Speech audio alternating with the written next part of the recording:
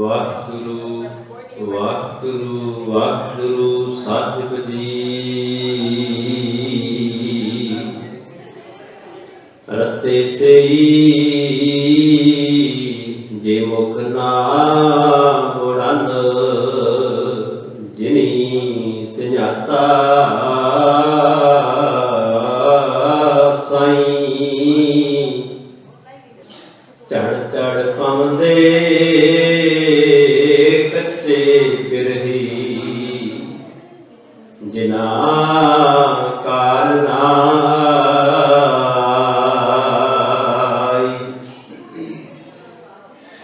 धनी बिहूणा पाक कटंबर, भाई सेती जाले तूड़ी बेच नडंदड़ी सोहा, नानक तै शै नाले। तूड़ी बेच नडंदड़ी सोहा, नानक तै शह नाले। राग सोरठ महला नावा, जो दर दुख मैं दुख नहीं मानै, सुख सने अर पै नहीं जाकै, कंचन माटी मानै। रहाओ नह निंदया नह उस्तत जाके, लोभ मोह अभिमाना, हर्ष शोक ते रहै न्यारो, नाहि मान अपमाना। आसा मनसा सगल त्यागै, जग ते रहै निराशा। काम क्रोध जे परसै नाहन, ते कट ब्रह्म निवासा। गुर कृपा जे नर को कीनी, ते जुगत पछानी। नानक लीन भयो गोबिंद स्यों, ज्यों पानी संग पानी। गुर कृपा जे नर को कीनी, ते जुगत पछानी। नानक लीन भयो गोबिंद स्यों, ज्यों पानी संग पानी। परम सन्मानयोग धन सतगुरु साहिब श्री गुरु ग्रंथ साहिब सच्चे पातशाह जी दे पावन पवित्र दरबार अंदर सज बैठे बहुत ही सत्कारयोग सत्संगी जनों, अकाल पुरख जी की मेहरमत सदका सतगुर की निकी गौर का आनंद माण के गुरु तेग बहादुर साहब सच्चे पातशाह अते उन्हां दे प्यारे सिख तिन्हां दी कुर्बानी नूं रल मिल के याद कर रहे हाँ। वडभागे हाँ जो सानू गुरु ने गुरु ग्रंथ साहब जी के रूप में अमृत बाणी की बख्शिश करके मनुखा जीवन जीण वास्ते जीवन जात बख्शिश की है। और जे कोई मनुख दिलों मनो भावना के नाल इस गुरु अपना आपा समर्पित करता है, ये गुरु उसके जीवन के विच इन्ना को चानण भर देता है कि सारी जिंदगी उसका कुराए पैण का डर जिहड़ा है वो खत्म हो जाता है। बशर्ते उसकी भावना होवे, गुरु उत्ते भरोसा होवे, गुरु के भै विच आ जाए। नानक जिन मन भावो तिना मन भावो। प्यार ते प्रेम का एक रिश्ता है। गुरु के भाव विच रहना। दो तरह का डर होता है गुरु प्यारे, एक है दुनियावी डर, एक है रब का डर। बहुते लोग इस संसार अंदर वो ने जिहड़े दुनिया के डर विच अपनी जिंदगी नूं कुराए पा के ते गलतानता दे विच पै जाते ने, इस जिंदगी नूं बर्बाद कर लेंदे ने, क्योंकि उन्हां नूं दुनिया का डर हुंदा है कि जे इस पंथ ते तुरे, इस राह ते तुरे, जे आ काम कीता, ये कार्य करन वास्ते तुरे ਤਾਂ ਲੋਕ ਕੀ ਕਹਿਣਗੇ। ਇਹ ਦੁਨੀਆ ਦਾ ਡਰ ਹੈ। ਦੂਜਾ ਡਰ ਹੈ ਰੱਬ ਜੀ ਦਾ ਡਰ। ਔਰ ਜਦੋਂ ਕੋਈ ਇਨਸਾਨ ਰੱਬ ਜੀ ਦੇ ਡਰ ਦੇ ਅੰਦਰ ਆ ਜਾਂਦਾ ਹੈ, ਜਿਸ ਨੂੰ ਆਪਾਂ ਹੁਕਮ ਕਹਿ ਸਕਦੇ ਹਾਂ, ਫਿਰ ਇਹ ਸਮਾਂ ਪਾ ਕੇ ਡਰ ਨਹੀਂ ਰਹਿ ਜਾਂਦਾ, ਇਹ ਪਿਆਰ ਵਿੱਚ ਬਦਲ ਜਾਂਦਾ ਹੈ। ਇਹਦੀ ਇੱਕ ਖਾਸੀਅਤ ਹੈ, ਮਾਂ ਦਾ ਆਪਣੇ ਬੱਚੇ ਦੇ ਨਾਲ ਸੰਬੰਧ। ਕਦੇ ਖਿਆਲ ਕਰਨਾ, ਮਾਂ ਬੱਚੇ ਨੂੰ ਡਾਂਟਦੀ ਹੈ, ਬੱਚਾ ਮਾਂ ਤੋਂ ਡਰਦਾ ਹੈ, ਪਰ ਉਸ ਡਰ ਵਿੱਚ ਉਸ ਬੱਚੇ ਦਾ ਹੀ ਭਲਾ ਹੈ, ਕਿਉਂਕਿ ਉਹ ਮਾਂ ਉਸ ਨੂੰ ਕਿਰਾਏ ਪਿਆ ਨਹੀਂ ਵੇਖ ਸਕਦੀ, ਉਸ ਨੂੰ ਝਿੜਕਦੀ ਹੈ, ਮਾਰਦੀ ਹੈ। ਇਸੇ ਤਰ੍ਹਾਂ ਸਤਿਗੁਰੂ ਗੁਰਬਾਣੀ ਅੰਦਰ ਕਈ ਵਾਰ ਇਦਾਂ ਦੇ ਬਚਨ ਕਰਦੇ ਨੇ ਜਿਹੜੇ ਸਾਨੂੰ ਚੁੱਭ ਜਾਂਦੇ ਨੇ, ਪਰ ਇਹ ਵੀ ਗੁਰੂ ਨੇ ਨਾਲ ਸਮਝਾਇਆ, ਜੇ ਗੁਰੂ ਝਿੜਕੇ ਤਾਂ ਮਿੱਠਾ ਲੱਗੇ। ਗੁਰੂ ਝਿੜਕੇ ਵੀ ਤੇ ਉਹਨੂੰ ਮਿੱਠਾ ਕਰਕੇ ਮੰਨ ਲਈ, ਕਿਉਂਕਿ ਉਹ ਮਿਠਾਸ ਤੇਰੇ ਜੀਵਨ ਅੰਦਰ ਭਲਾ ਭਾਣਾ ਤੇ ਹੁਕਮ ਵਿੱਚ ਤੈਨੂੰ ਲਿਆਉਣ ਵਾਸਤੇ ਯਤਨ ਕਰ ਰਹੀ ਹੈ। ਇਸ ਕਰਕੇ ਪਰਮਾਤਮਾ ਦੇ ਭਾਉ ਦੇ ਵਿੱਚ ਰਹਿਣਾ, ਉਸ ਦੇ ਭਾਉ ਦੇ ਵਿੱਚ ਜੀਵਨ ਬਸਰ ਕਰ ਲੈਣਾ, ਇਹ ਹੀ ਅਸਲ ਵਿੱਚ ਜ਼ਿੰਦਗੀ ਹੈ। ਆਓ ਸਤਿਗੁਰ ਜੀ ਦੇ ਪਰਉਪਕਾਰਾਂ ਨੂੰ ਚੇਤੇ ਕਰਨ ਵਾਸਤੇ ਇਕੱਤਰ ਹੋਏ ਆ। ਆਰੰਭਤਾ ਤੋਂ ਪਹਿਲਾਂ ਇੱਕ ਵਾਰ ਫਤਿਹ ਦੀ ਬਖਸ਼ਿਸ਼ ਜੋ ਗੁਰੂ ਨੇ ਸਾਨੂੰ ਕੀਤੀ ਹੈ, ਪਿਆਰ ਸਹਿਤ ਸਾਂਝੀ ਕਰੀਏ। ਆਖੋ ਜੀ ਵਾਹਿਗੁਰੂ ਜੀ ਕਾ ਖਾਲਸਾ, ਵਾਹਿਗੁਰੂ ਜੀ ਕੀ ਫਤਿਹ। ਸੋਰਠ ਦਾਗ ਦਾ ਪਾਵਨ ਸ਼ਬਦ ਜੋ ਗੁਰੂ ਗ੍ਰੰਥ ਸਾਹਿਬ ਜੀ ਦੇ 633 ਅੰਕ ਉੱਪਰ ਸੁਭਾਇਮਾਨ ਹੈ, ਉਹ ਮੈਂ ਆਪ ਜੀ ਦੇ ਨਾਲ ਸਾਂਝਾ ਕੀਤਾ ਹੈ। ਇਸ ਪਾਵਨ ਸ਼ਬਦ ਅੰਦਰ ਗੁਰੂ ਤੇਗ ਬਹਾਦਰ ਸਾਹਿਬ ਜੀ ਨੇ ਮਨੁੱਖ ਨੂੰ ਜ਼ਿੰਦਗੀ ਜਿਉਣ ਵਾਸਤੇ ਜੋ ਪ੍ਰਕਾਸ਼, ਜੋ ਗਿਆਨ ਬਖਸ਼ਿਸ਼ ਕੀਤਾ ਹੈ। ਸਤਿਗੁਰੂ ਕਹਿੰਦੇ ਜੀਵਨ ਦੇ ਵਿੱਚ ਸਮਾਨਤਾ ਰੱਖਣੀ ਬੜੀ ਜ਼ਰੂਰੀ ਹੈ। ਬੰਦਾ ਹਰ ਤਰ੍ਹਾਂ ਨਾਲ ਪਰਪੱਕ ਹੋਵੇ, ਉਹਦੇ ਨਾਲ ਉਹਨੂੰ ਦੁਨੀਆ ਦੇ ਅੰਦਰ ਬੈਲੈਂਸ ਬਣਾਉਣਾ ਆਉਂਦਾ ਹੋਵੇ। ਹੁਕਮ ਵਿੱਚ ਚੱਲਣਾ ਕੀ ਹੁੰਦਾ ਹੈ? ਬੈਲੈਂਸ ਬਣਾਉਣਾ। ਇੱਕ ਬਾਪ ਆਪਣੇ ਘਰ ਦੀ ਜ਼ਿੰਮੇਵਾਰੀ ਸੰਭਾਲਦਾ ਹੈ, ਉਹਨੂੰ ਪਤਾ ਹੈ ਉਹਨੇ ਪਤਨੀ ਨਾਲ ਕਿਵੇਂ ਪੇਸ਼ ਹੋਣਾ ਹੈ, ਉਹਨੂੰ ਪਤਾ ਹੈ ਉਹਨੇ ਆਪਣੇ ਮਾਂ-ਬਾਪ ਨਾਲ ਕਿਵੇਂ ਪੇਸ਼ ਹੋਣਾ ਹੈ, ਉਹਨੂੰ ਆਪਣੇ ਬੱਚਿਆਂ ਦੇ ਨਾਲ ਕਿਵੇਂ ਪੇਸ਼ ਹੋਣਾ ਹੈ। ਸਾਰੀਆਂ ਜ਼ਿੰਮੇਵਾਰੀਆਂ ਵੇਖਣੀਆਂ ਪੈਂਦੀਆਂ ਨੇ ਗੁਰੂ ਪਿਆਰਿਓ। ਉਹ ਬੈਲੈਂਸ ਬਣਾ ਕੇ ਰੱਖਦਾ ਹੈ ਤੇ ਘਰ ਦਾ ਜਿਹੜਾ ਸਿਸਟਮ ਹੈ ਉਹ ਸਹੀ ਤਰੀਕੇ ਨਾਲ ਚੱਲ ਸਕਦਾ ਹੈ। ਇਸੇ ਤਰ੍ਹਾਂ ਸਿੱਖ ਜਿਹੜਾ ਹੈ ਨਾ ਗੁਰੂ ਪਿਆਰਿਓ, ਦੁਨੀਆ ਦੇ ਵਿੱਚ ਇੱਕ ਜ਼ਿੰਮੇਵਾਰੀ ਹੈ ਜਿਹੜੀ ਗੁਰੂ ਨਾਨਕ ਪਾਤਸ਼ਾਹ ਨੇ ਸਿੱਖ ਨਾਮ ਦਿੱਤਾ ਨਾ, ਇੱਕ ਬੜੀ ਵੱਡੀ ਜ਼ਿੰਮੇਵਾਰੀ ਹੈ। ਸਿੱਖ ਕਿਤੇ ਵੀ ਤੁਰਿਆ ਜਾਂਦਾ ਹੋਵੇ, ਉੱਥੇ ਵੀ ਉਹਨੂੰ ਧਿਆਨ ਰੱਖਣਾ ਚਾਹੀਦਾ ਕਿ ਮੈਂ ਇੱਕ ਜ਼ਿੰਮੇਵਾਰ ਹਾਂ, ਕਿਉਂਕਿ ਲੋਕ ਮੇਰੇ ਉੱਤੇ ਨਜ਼ਰ ਰੱਖਦੇ ਨੇ। ਛੋਟੀ ਜੀ ਗੱਲ ਜਿਹੜੀ ਸਮਾਜ ਵਿੱਚ ਪ੍ਰਚਲਿਤ ਹੈ, ਕਹਿੰਦੇ ਇੱਕ ਵਾਰ ਕੋਈ ਸ਼ਰਾਬੀ ਸੀ, ਉਹ ਸ਼ਰਾਬ ਪੀ ਕੇ ਤੁਰਿਆ ਜਾਏ, ਜਦੋਂ ਤੁਰਿਆ ਜਾਂਦਾ ਸੀ ਤੇ ਇਦਾਂ ਲੱਗਦਾ ਸੀ ਕਿ ਹੁਣ ਵੀ ਡਿੱਗਾ, ਹੁਣ ਵੀ ਡਿੱਗ ਕੇ ਸੱਟ ਲਵਾਏਗਾ, ਇਹ ਸਰੀਰ ਕਰਕੇ ਡਿੱਗ ਪਏਗਾ।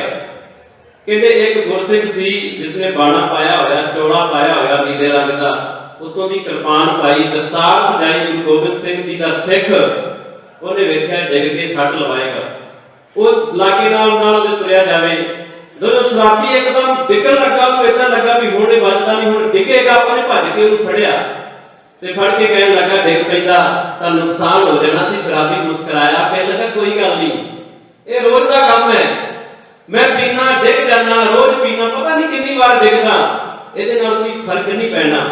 ਪਰ ਸਿੱਖਾ ਆਪਣਾ ਖਿਆਲ ਰੱਖੀ, ਜਦੋਂ ਤੂੰ ਡਿੱਗ ਪਿਆ ਦੁਨੀਆ ਦਾ ਭਰੋਸਾ ਟੁੱਟ ਜਾਣਾ, ਤੇਰੇ ਤੇ ਭਰੋਸਾ ਬੜਾ ਹੈ ਲੋਕਾਂ ਨੂੰ। ਜ਼ਿੰਮੇਵਾਰੀ ਹੈ, ਜਿਹੜਾ ਚੋਲਾ ਤੂੰ ਪਾਇਆ, ਜਿਹੜੀ ਕਿਰਪਾਨ ਤੂੰ ਪਾਈ ਹੈ, ਇਹ ਨਾਲ ਤੂੰ ਕੱਲਾ ਸਿੱਖ ਨਹੀਂ ਤੁਰਿਆ ਫਿਰਦਾ, ਇਹ ਪੰਥ, ਗੁਰੂ ਨੇ ਪੰਥ ਨੂੰ ਗੁਰਤਾ ਦਿੱਤੀ ਹੈ ਤੇ ਪੰਥ ਵਿੱਚ ਕੌਣ ਨੇ? ਸਿੱਖ ਨੇ ਨਾ। ਔਰ ਸਤਿਗੁਰ ਕਹਿੰਦੇ ਗੁਰ ਸਿੱਖਾਂ ਅੰਦਰ ਸਤਿਗੁਰ ਵਰਤਦਾ ਹੈ, ਸਿੱਖਾਂ ਦੇ ਅੰਦਰ ਗੁਰੂ ਵਰਤਦਾ ਹੈ। ਤੇ ਜਿੱਦਣ ਇਹ ਜ਼ਿੰਮੇਵਾਰੀ ਤੋਂ ਡਿੱਗਦਾ, ਖਿਆਲ ਕਰੋ ਗੁਰੂ ਪਿਆਰਿਓ, ਗੁਰੂ ਨਾਨਕ ਸਾਹਿਬ ਨੇ 80,000 ਕਿਲੋਮੀਟਰ ਦਾ ਪੈਂਡਾ ਆਪਣੇ ਜੀਵਨ ਵਿੱਚ ਤੈਅ ਕੀਤਾ, ਪਰ ਜ਼ਿੰਮੇਵਾਰੀ ਦੇ ਨਾਲ ਜਿੱਥੇ ਹੋਰ ਔਂਕੜਾਂ ਸਹਿਣੀਆਂ ਪੈਂਦੀਆਂ ਸੀ, ਭੁੱਖ ਤੇ ਲੋਕਾਂ ਦੇ ਤਾਨੇ ਮਿਹਣੇ, ਉੱਥੇ ਕਿਰਦਾਰ ਨੂੰ ਗੁਰੂ ਨੇ ਉੱਚਾ ਰੱਖਿਆ।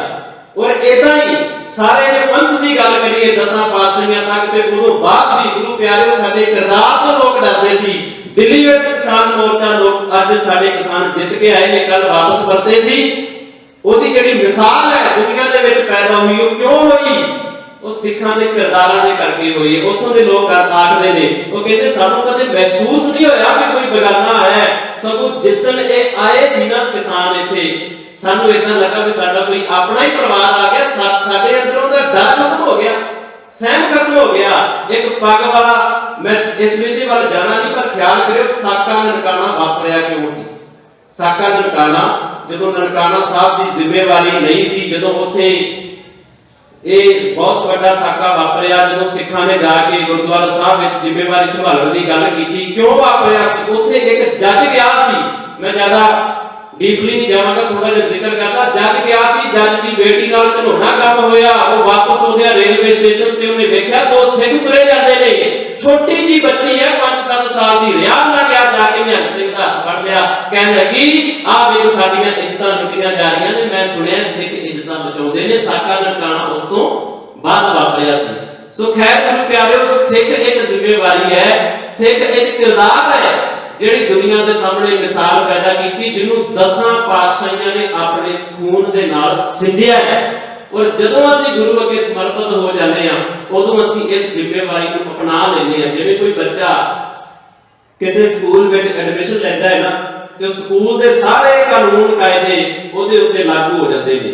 ਜੇ ਉਹ ਸਕੂਲ ਦਾ ਟਾਈਮ 10 ਵਜੇ ਤੇ ਬੱਚਾ 10 ਵਜੇ ਹੀ ਜਾਏਗਾ। ਜੇ ਬੱਚਾ ਆਖੇ ਫਲਾਣੇ ਸਕੂਲ ਦਾ ਟਾਈਮ ਤੇ 9 ਵਜੇ ਹੈ, ਮੈਂ ਤੇ 9 ਵਜੇ ਆਉਣਾ, ਸਕੂਲ ਵਾਲੇ ਆਖਣਗੇ ਉਹਦਾ ਹੋ ਸਕਦਾ ਹੈ ਸਾਡਾ 10 ਵਜੇ ਤੇ 10 ਵਜੇ ਆਉਣਾ ਪੈਣਾ ਹੈ। ਬੱਚਾ ਕਹੇ ਵੀ ਮੈਂ ਤਾਂ ਸ਼ੁਰੂ ਤੋਂ ਵਾਈਟ ਸ਼ਰਟ ਪਾਉਂਦਾ ਰਿਹਾ, ਫਲਾਣੇ ਸਕੂਲ ਵਿੱਚ ਮੇਰੀ ਵਰਦੀ ਉਹ ਸੀ, ਪਰ ਉਹ ਸਕੂਲ ਦੀ ਜਿਹੜੀ ਮੈਨੇਜਮੈਂਟ ਹੈ, ਜਿਹੜੇ ਸਟਾਫ ਹੈ, ਉਹ ਕਹੇਗਾ ਵੀ ਸਾਡੇ ਸਕੂਲ ਦੀ ਡਰੈਸ ਆ ਹੈ, ਤੈਨੂੰ ਆ ਯੂਨੀਫਾਰਮ ਪਾਉਣੀ ਪੈਣੀ ਹੈ। ਇਦਾਂ ਹੀ ਗੁਰੂ ਪਿਆਰਿਓ, ਖਾਲਸਾ ਇੱਕ ਪੰਥ ਹੈ, ਇੱਕ ਸਕੂਲ ਹੈ, ਸਿੱਖ ਦਾ ਅਰਥ ਸਿੱਖਣ ਵਾਲਾ ਹੈ। ਜਿੱਥੇ ਅਸੀਂ ਗੁਰੂ ਨੂੰ ਸਮਰਪਿਤ ਹੋ ਜਾਂਦੇ ਆ, ਤੇ ਸਤਿਗੁਰੂ ਜੀ ਕਹਿੰਦੇ ਉਹ ਇਨਸਾਨ ਜਿਹੜਾ ਗੁਰੂ ਨੂੰ ਸਮਰਪਿਤ ਹੋ ਜਾਂਦਾ ਹੈ, ਫਿਰ ਜੋ ਨਾਲ ਦੁੱਖ ਮੈਂ ਦੁੱਖ ਨਹੀਂ ਮਾਨੈ, ਸੁਖ ਸਨੇਹ ਅਰ ਭੈ ਨਹੀਂ ਜਾ ਕੇ ਕੰਚਨ ਮਾਟੀ ਮਾਨੇ। ਇਦਾਂ ਦੀ ਅਵਸਥਾ ਹੈ, ਉਹਨੂੰ ਕੰਚਨ ਸੋਨਾ ਤੇ ਮਿੱਟੀ ਉਹਦੇ ਵਿੱਚ ਫਰਕ ਹੀ ਕੋਈ ਨਹੀਂ ਲੱਗਦਾ, ਬਸ਼ਰਤੇ ਸਾਡੀ ਸੁਰਤ ਉਦਾਂ ਦੀ ਬਣੀ ਹੋਵੇ। ਵੈਸੇ ਤਾਂ ਸੋਨੇ ਵਿੱਚ ਤੇ ਮਿੱਟੀ ਵਿੱਚ ਬੜਾ ਅੰਤਰ ਹੈ ਗੁਰੂ ਪਿਆਰਿਓ। ਮਿੱਟੀ ਹਮੇਸ਼ਾ ਸਾਡੇ ਪੈਰਾਂ ਵਿੱਚ ਰਹਿੰਦੀ, ਕਿੰਨੀ ਵੀ ਕੀਮਤੀ ਕਿਉਂ ਨਾ ਹੋਵੇ, ਕਿੰਨਾ ਵੀ ਭਾਵੇਂ ਅਸੀਂ ਦੂਰੋਂ ਨੇੜਿਓਂ ਲੈ ਕੇ ਆਏ ਹੋਈਏ ਮਿੱਟੀ ਨੂੰ, ਫਿਰ ਵੀ ਅਸੀਂ ਉਹਨੂੰ ਥੱਲੇ ਹੀ ਰੱਖਦੇ ਹਾਂ ਅਕਸਰ। ਪਰ ਸੋਨਾ ਜਿਹੜਾ ਹੁੰਦਾ ਹੈ ਉਹਨੂੰ ਇਨਸਾਨ ਬਚਾ ਕੇ ਰੱਖਦਾ ਹੈ। ਪਰ ਗੁਰੂ ਤੇਗ ਬਹਾਦਰ ਸਾਹਿਬ ਦੀ ਸੁਰਤ ਵੇਖੋ, ਕਿੰਨਾ ਬੈਲੈਂਸ ਬਣਾਇਆ ਉਹਨਾਂ ਨੇ ਆਪਣੀ ਜ਼ਿੰਦਗੀ ਦੇ ਅੰਦਰ। ਉਹਨਾਂ ਨੇ ਸੋਨੇ ਨੂੰ ਤੇ ਮਿੱਟੀ ਨੂੰ ਇੱਕ ਸਮਾਨ ਕਰਕੇ ਵਿਖਾਤਾ। ਕਦੇ ਖਿਆਲ ਕਰਿਓ, ਮਨੁੱਖੀ ਅਧਿਕਾਰਾਂ ਦੀ ਗੱਲ ਕਰਨੀ ਗੁਰੂ ਪਿਆਰਿਓ ਸੌਖੀ ਹੁੰਦੀ ਹੈ, ਪਰ ਉਹਦੇ ਉੱਤੇ ਤੋੜ ਲਗਾਉਣਾ ਬੜਾ ਔਖਾ ਹੁੰਦਾ ਹੈ। ਮੈਂ ਜ਼ਿਕਰ ਕਰਾਂ, ਪਹਿਲੇ ਖਾਂ ਇੱਕ ਅਨਾਥ ਬੱਚਾ ਸੀ ਗੁਰੂ ਹਰਗੋਬਿੰਦ ਸਾਹਿਬ ਦੇ ਵੇਲੇ, ਜਿਹੜਾ ਸਿੱਖ ਪੰਥ ਵਿੱਚ ਆਇਆ। ਇਹਦਾ ਮਾਮਾ ਸੀ ਕਾਲੇ ਖਾਂ, ਉਹ ਉਹਦੀ ਪਰਵਰਿਸ਼ ਨਹੀਂ ਸੀ ਕਰ ਸਕਦਾ। ਵਿਸ਼ਵਾਸ ਵੇਖੋ ਤੁਸੀਂ, ਇੱਕ ਮੁਸਲਿਮ ਬੰਦਾ ਹੈ ਕਾਲੇ ਖਾਂ, ਉਹ ਆਪਣੇ ਉਹਦੀ ਜਦੋਂ ਭੈਣ ਤੇ ਜੀਜਾ ਚੜਾਈ ਕਰ ਜਾਂਦੇ ਨੇ ਤੇ ਉਹਨੂੰ ਲੱਗਦਾ ਵੀ ਬੱਚਾ ਰੁੜ ਜਾਣਾ ਹੈ, ਤੇ ਇਹਦੀ ਸੰਭਾਲ ਕਿੱਥੇ ਹੋ ਸਕਦੀ ਹੈ, ਉਹਨੇ ਗੁਰੂ ਘਰ ਨੂੰ ਚੁਣਿਆ। ਵੇਖੋ ਵਿਸ਼ਵਾਸ ਵੇਖੋ, ਉਸ ਸਮੇਂ ਕਿੰਨੀ ਵੱਡੀ ਸੰਸਥਾ ਸੀ ਕਿ ਲੋਕ ਉਦੋਂ ਵੀ ਅਨਾਥ ਬੱਚਿਆਂ ਨੂੰ ਸਹਾਰਾ ਦੇਣ ਦੀ ਕਿਤੇੋਂ ਆਸ ਰੱਖਦੇ ਸੀ ਨਾ ਗੁਰੂ ਪਿਆਰਿਓ, ਉਹ ਗੁਰੂ ਘਰ ਤੋਂ ਰੱਖਦੇ ਸੀ। ਤੁਸੀਂ ਇੱਕ ਇੱਕ ਗੱਲ ਨੂੰ ਸਟੈਪ ਬਾਈ ਸਟੈਪ ਵੇਖੋ। ਜਦੋਂ ਦਾਰਾ ਸ਼ਕੋ ਬਿਮਾਰ ਹੋਇਆ, ਮੁਗਲ ਹਕੂਮਤ ਕਿੰਨੀ ਵੱਡੀ ਹਕੂਮਤ ਸੀ, ਪਰ ਦਵਾਈ ਕੀਰਤਪੁਰ ਸਾਹਿਬ ਤੋਂ ਮਿਲੀ ਸੀ, ਗੁਰੂ ਘਰ ਦੇ ਵਿੱਚੋਂ ਦਵਾਈ ਲੈ ਕੇ ਗਿਆ। ਕਿੰਨੀ ਵੱਡੀ ਸੰਸਥਾ ਸੀ। ਸੋ ਪਹਿਲੇ ਖਾਂ ਗੁਰੂ ਘਰ ਦੇ ਵਿੱਚ ਆਉਂਦਾ ਹੈ। ਔਰ ਸਤਿਗੁਰੂ ਗੁਰੂ ਹਰਗੋਬਿੰਦ ਸਾਹਿਬ ਪਾਤਸ਼ਾਹ ਪਤਾ ਕੀ ਕਹਿੰਦੇ ਨੇ, ਕਹਿੰਦੇ ਅਸੀਂ ਜਿਸ ਪੰਥ ਦੀ ਗੱਲ ਕਰਦੇ ਹਾਂ, ਸਮੁੱਚਤਾ ਦੀ ਗੱਲ ਕਰਦੇ ਹਾਂ, ਸਰਬੱਤ ਦੇ ਭਲੇ ਦੀ ਗੱਲ ਕਰਦੇ ਹਾਂ, ਇਹ ਪਹਿਲੇ ਖਾਂ ਅੱਜ ਸਾਡੇ ਵਿੱਚ ਸ਼ਾਮਲ ਹੋਇਆ ਹੈ। ਕੱਲ ਨੂੰ ਕੋਈ ਇਹ ਨਾ ਕਵੇ ਕਿ ਪਹਿਲੇ ਖਾਂ ਦਾ ਧਰਮ ਪਰਿਵਰਤਨ ਕਰਾਤਾ। ਜਿੱਥੇ ਇਹ ਗੁਰੂ ਕੀ ਸੰਗਤ ਕਰਦਾ ਹੈ, ਉੱਥੇ ਇਹਨੂੰ ਕੁਰਾਨ ਪੜਾਈ ਜਾਵੇ, ਇਹਨੂੰ ਕੁਰਾਨ ਦਾ ਪਾਠ ਕਰਾਇਆ ਜਾਵੇ। ਪਹਿਲੇ ਖਾਂ ਗੁਰੂ ਦੇ ਘਰ ਵਿੱਚ ਰਹਿ ਕੇ ਕੁਰਾਨ ਦਾ ਪਾਠ ਕਰਦਾ ਰਿਹਾ। ਔਰ ਗੁਰੂ ਪਿਆਰਿਓ, ਹੈਰਾਨਗੀ ਇਸ ਗੱਲ ਦੀ ਹੈ ਵੀ ਕਰਾਉਂਦਾ ਕੌਣ ਸੀ? ਕੁਰਾਨ ਦਾ ਪਾਠ ਤਾਂ ਕੋਈ ਕਰਾਏਗਾ ਨਾ ਜਿਹਨੂੰ ਆਉਂਦਾ ਹੋਵੇਗਾ। ਉਹ ਸੀ ਦਰਬਾਰ ਸਾਹਿਬ ਦੇ ਪਹਿਲੇ ਮੁੱਖ ਗ੍ਰੰਥੀ ਬਾਬਾ ਬੁੱਢਾ ਸਾਹਿਬ। ਉਹ ਸੀ ਭਾਈ ਗੁਰਦਾਸ ਜੀ, ਜਿਨ੍ਹਾਂ ਦੀਆਂ ਵਾਰਾਂ ਨੂੰ, ਜਿਨ੍ਹਾਂ ਦੇ ਕਵਿਤਾ ਨੂੰ, ਜਿਨ੍ਹਾਂ ਦੀ ਰਚਨਾ ਨੂੰ ਗੁਰੂ ਗ੍ਰੰਥ ਸਾਹਿਬ ਦੀ ਕੁੰਜੀ ਆਖਿਆ ਜਾਂਦਾ ਹੈ। ਇੰਨੇ ਵੱਡੇ ਵੱਡੇ ਵਿਦਵਾਨ ਸੀ ਇਹ, ਜਿਹੜੇ ਕਈ ਭਾਸ਼ਾਵਾਂ ਦੇ ਜਾਣਕਾਰ ਸੀ। ਔਰ ਪਹਿਲੇ ਖਾਂ ਨੂੰ ਇਹਨਾਂ ਨੇ ਕੁਰਾਨ ਪੜਾਈ, ਆਇਤਾਂ ਪੜਾਈਆਂ, ਉਹਨੂੰ ਇਸਲਾਮ ਧਰਮ ਦਾ ਗਿਆਨ ਦਿੱਤਾ।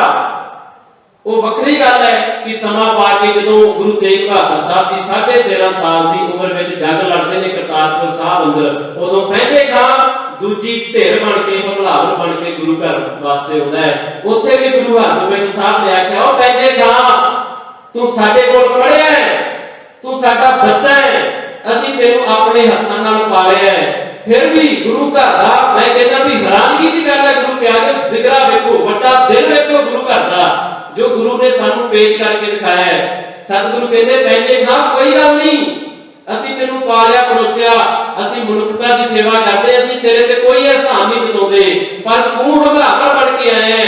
ਕੋਈ ਇਹ ਨਾ ਕਵੇ ਵੀ ਗੁਰੂ ਹਰਗੋਬਿੰਦ ਸਾਹਿਬ ਨੇ ਆਪ ਹੀ ਸਿਖਾਇਆ ਸੀ, ਇਸ ਕਰਕੇ ਪੈਂਦੇ ਖਾਨ ਨੂੰ ਮੌਕਾ ਨਹੀਂ ਮਿਲਿਆ, ਪਹਿਲਾਂ ਵਾਰ ਤੂੰ ਕਰ। ਅੱਜ ਹਮਲਾਵਰ ਬਣ ਕੇ ਆਇਆ, ਪੈਂਦੇ ਖਾਨ ਨੂੰ ਕਹਿੰਦਾ ਵਾਰ ਤੂੰ ਕਰ। ਉਹ ਵਾਰ ਕਰਦਾ ਹੈ, ਵਾਰ ਜਿਹੜਾ ਖਾਲੀ ਚਲਾ ਜਾਂਦਾ ਹੈ। ਸਤਿਗੁਰੂ ਫੇਰ ਆਖਦੇ ਨੇ ਪੈਂਦੇ ਖਾਨ ਇੱਕ ਮੌਕਾ ਹੋਰ ਹੈ। ਪੈਂਦੇ ਖਾਨ ਫਿਰ ਵਾਰ ਕਰਦਾ ਹੈ, ਫਿਰ ਖਾਲੀ ਚਲਾ ਜਾਂਦਾ। ਸਤਿਗੁਰੂ ਕਹਿੰਦੇ ਪੈਂਦੇ ਖਾਨ ਤੀਜੀ ਵਾਰ ਫਿਰ ਕਰ ਲਾ, ਕਿਤੇ ਮਨ ਵਿੱਚ ਆਸ ਨਾ ਰਹਿ ਜਾਏ ਕਿ ਤੀਜੇ ਵਾਰ ਨਾਲ ਗੁਰੂ ਨੇ ਢਹਿ ਪੈਣਾ ਸੀ। ਕਹਿੰਦੇ 3 ਵਾਰ ਕੀਤੇ ਪੈਂਦੇ ਖਾਨਾ। ਸਤਿਗੁਰੂ ਨੇ ਆਖਿਆ ਹੁਣ ਸਾਡੀ ਵਾਰੀ ਹੈ। ਗੁਰੂ ਹਰਗੋਬਿੰਦ ਸਾਹਿਬ ਨੇ ਆਪਣੀ ਮੁੱਠ ਵਿੱਚ ਪਈ ਜਿਹੜੀ ਤਲਵਾਰ ਸੀ ਉਹਨੂੰ ਘੁਮਾਇਆ, ਪੈਂਦੇ ਖਾਨ ਦਾ ਸਰੀਰ 2 ਹਿੱਸੇ ਕਰਕੇ ਘੋੜੇ ਤੋਂ ਥੱਲੇ ਸੁੱਟਦਾ ਸੀ, ਘੋੜੇ ਸਮੇਤ। ਇਹ ਗੁਰੂ ਹਰਗੋਬਿੰਦ ਸਾਹਿਬ ਦਾ ਮੈਂ ਪਰਸੋਂ ਗੱਲ ਕਰਦਾ ਸੀ ਨਾ ਵੀ ਅਸੀਂ ਗੁਰੂ ਸਾਹਿਬਾਨਾਂ ਦੇ ਸਰੂਪ ਕਿੱਦਾਂ ਦੇ ਬਿਆਨ ਕੀਤੇ। ਇਤਿਹਾਸਕਾਰ ਲਿਖਦੇ ਨੇ 3 ਮਹੀਨਿਆਂ ਬਾਅਦ ਘੋੜਾ ਬਦਲਣਾ ਪੈਂਦਾ ਸੀ ਗੁਰੂ ਹਰਗੋਬਿੰਦ ਸਾਹਿਬ ਦਾ। ਐਡਾ ਤਗੜਾ ਜੁੱਸਾ ਸੀ। ਐਵੇਂ ਨਹੀਂ ਸੀ ਬਾਬਰਾਂ ਦੀ, ਐਵੇਂ ਨਹੀਂ ਸੀ ਜਹਾਂਗੀਰ ਦੀ ਤੇ ਸ਼ਾਹਜਹਾਂ ਦੀ ਅੱਖ ਵਿੱਚ ਅੱਖ ਪਾ ਕੇ ਗੱਲ ਕਰਦੇ ਸੀ। ਉਹਨਾਂ ਦੇ ਜੁੱਸੇ ਸੀ ਗੁਰੂ ਪਿਆਰਿਓ, ਸਰੀਰ ਕਮਾਏ ਸੀ। 2 ਚੀਜ਼ਾਂ ਦਾ ਹਮੇਸ਼ਾ ਖਿਆਲ ਰੱਖਣਾ ਗੁਰੂ ਪਿਆਰਿਓ, ਜਿਹੜੀ ਗੁਰੂ ਘਰ ਨੇ ਬਾਖੂਬੀ ਨਿਭਾਈ ਹੈ, ਇੱਕ ਵਿਦਿਆ, ਦੂਜੀ ਤਾਕਤ। ਇਹ ਦੋਵੇਂ ਚੀਜ਼ਾਂ ਕਿਸੇ ਕੌਮ ਨੂੰ ਜਿਉਂਦੇ ਰੱਖਣ ਵਾਸਤੇ ਬੜੀਆਂ ਜ਼ਰੂਰੀ ਨੇ। ਇਹ ਜਿਹੜਾ ਕਾਰਜ ਗੁਰੂ ਗੋਬਿੰਦ ਸਿੰਘ ਸੱਚੇ ਪਾਤਸ਼ਾਹ ਨੇ ਕੀਤਾ ਨਾ, ਅੰਮ੍ਰਿਤ ਪਾਨ ਕਰਵਾਇਆ, ਖੰਡੇ ਕੀ ਪੌੜ ਛਕਾਈ, ਇਹਦੀ ਨੀਂਹ ਬੜੀ ਮਜ਼ਬੂਤ ਸੀ ਜਿੱਥੋਂ ਬਾਬੇ ਨਾਨਕ ਨੇ ਰੱਖੀ, ਔਰ ਨਾਲ ਬਾਕੀ ਗੁਰੂ ਸਾਹਿਬਾਨਾਂ ਨੇ ਇਹਦੇ ਵਿੱਚ ਯੋਗਦਾਨ ਪਾਇਆ। ਤੁਸੀਂ ਗੁਰੂ ਅੰਗਦ ਸਾਹਿਬ ਸੱਚੇ ਪਾਤਸ਼ਾਹ ਜੀ ਦਾ ਇਤਿਹਾਸ ਪੜ੍ਹੋ। ਸਤਿਗੁਰ ਸੱਚੇ ਪਾਤਸ਼ਾਹ ਜੀ ਨੇ, ਜਿਵੇਂ ਅੱਜ ਆਪਾਂ ਕਲਾਸ ਲਾਉਨੇ ਗੁਰਮੁਖੀ ਦੀ, ਇਹ ਸਤਿਗੁਰ ਗੁਰੂ ਅੰਗਦ ਸਾਹਿਬ ਪਾਤਸ਼ਾਹ ਜੀ ਨੇ ਕਾਰਜ ਕੀਤਾ ਸੀ। ਔਰ ਦੂਜੀ ਗੱਲ ਦੇਖੋ, ਇੱਥੇ ਨਾਲ ਜ਼ਿੰਮੇਵਾਰੀਆਂ, ਮੈਂ ਕਹਿੰਦਾ ਸੀ ਨਾ ਵੀ ਸਿੱਖ ਇੱਕ ਜ਼ਿੰਮੇਵਾਰੀ ਦਾ ਨਾਮ ਹੈ। ਇੱਥੇ ਮਾਤਾ ਖੀਵੀ ਇੱਕੋ ਇੱਕ ਬੀਬੀ ਹੈ ਜਿਹਦਾ ਨਾਮ ਗੁਰੂ ਗ੍ਰੰਥ ਸਾਹਿਬ ਜੀ ਦੇ ਵਿੱਚ ਆਇਆ, ਉਹ ਹੈ ਮਾਤਾ ਖੀਵੀ ਗੁਰੂ ਅੰਗਦ ਸਾਹਿਬ ਦੀ ਸੁਪਤਨੀ। ਔਰ ਗੁਰੂ ਗ੍ਰੰਥ ਸਾਹਿਬ ਵਿੱਚ ਭਾਈ ਬਲਵੰਤ ਜੀ ਤੇ ਭਾਈ ਸੱਤਾ ਜੀ ਦੀ ਜਿਹੜੀ ਵਾਰ ਹੈ ਰਾਮਕਲੀ ਰਾਗ ਦੇ ਅੰਦਰ, ਉਹਦੇ ਵਿੱਚ ਉਹਨਾਂ ਨੇ ਜ਼ਿਕਰ ਕੀਤਾ ਹੈ ਉਹਨਾਂ ਦੀ ਸੇਵਾ ਭਾਵਨਾ ਨੂੰ ਲੈ ਕੇ। ਮਾਤਾ ਖੀਵੀ ਨੇਕ ਜਨ, ਉਹ ਕਹਿੰਦੇ ਬੜੀ ਪਰਉਪਕਾਰੀ ਇਸਤਰੀ ਸੀ, ਬੀਬੀ ਸੀ, ਨੇਕ ਜਨ ਸੀ, ਜਿਹੜੀ ਘਿਓ ਵਾਲੀ ਖੀਰ ਵਰਤਾਉਂਦੀ ਸੀ। ਤੁਸੀਂ ਅੱਜ ਵੀ ਖਡੂਰ ਸਾਹਿਬ ਜਾਓ, ਤੁਹਾਨੂੰ ਲੰਗਰ ਦੇ ਵਿੱਚ ਉੱਥੇ ਖੀਰ ਖਾਣ ਵਾਸਤੇ ਜ਼ਰੂਰ ਮਿਲੇਗੀ।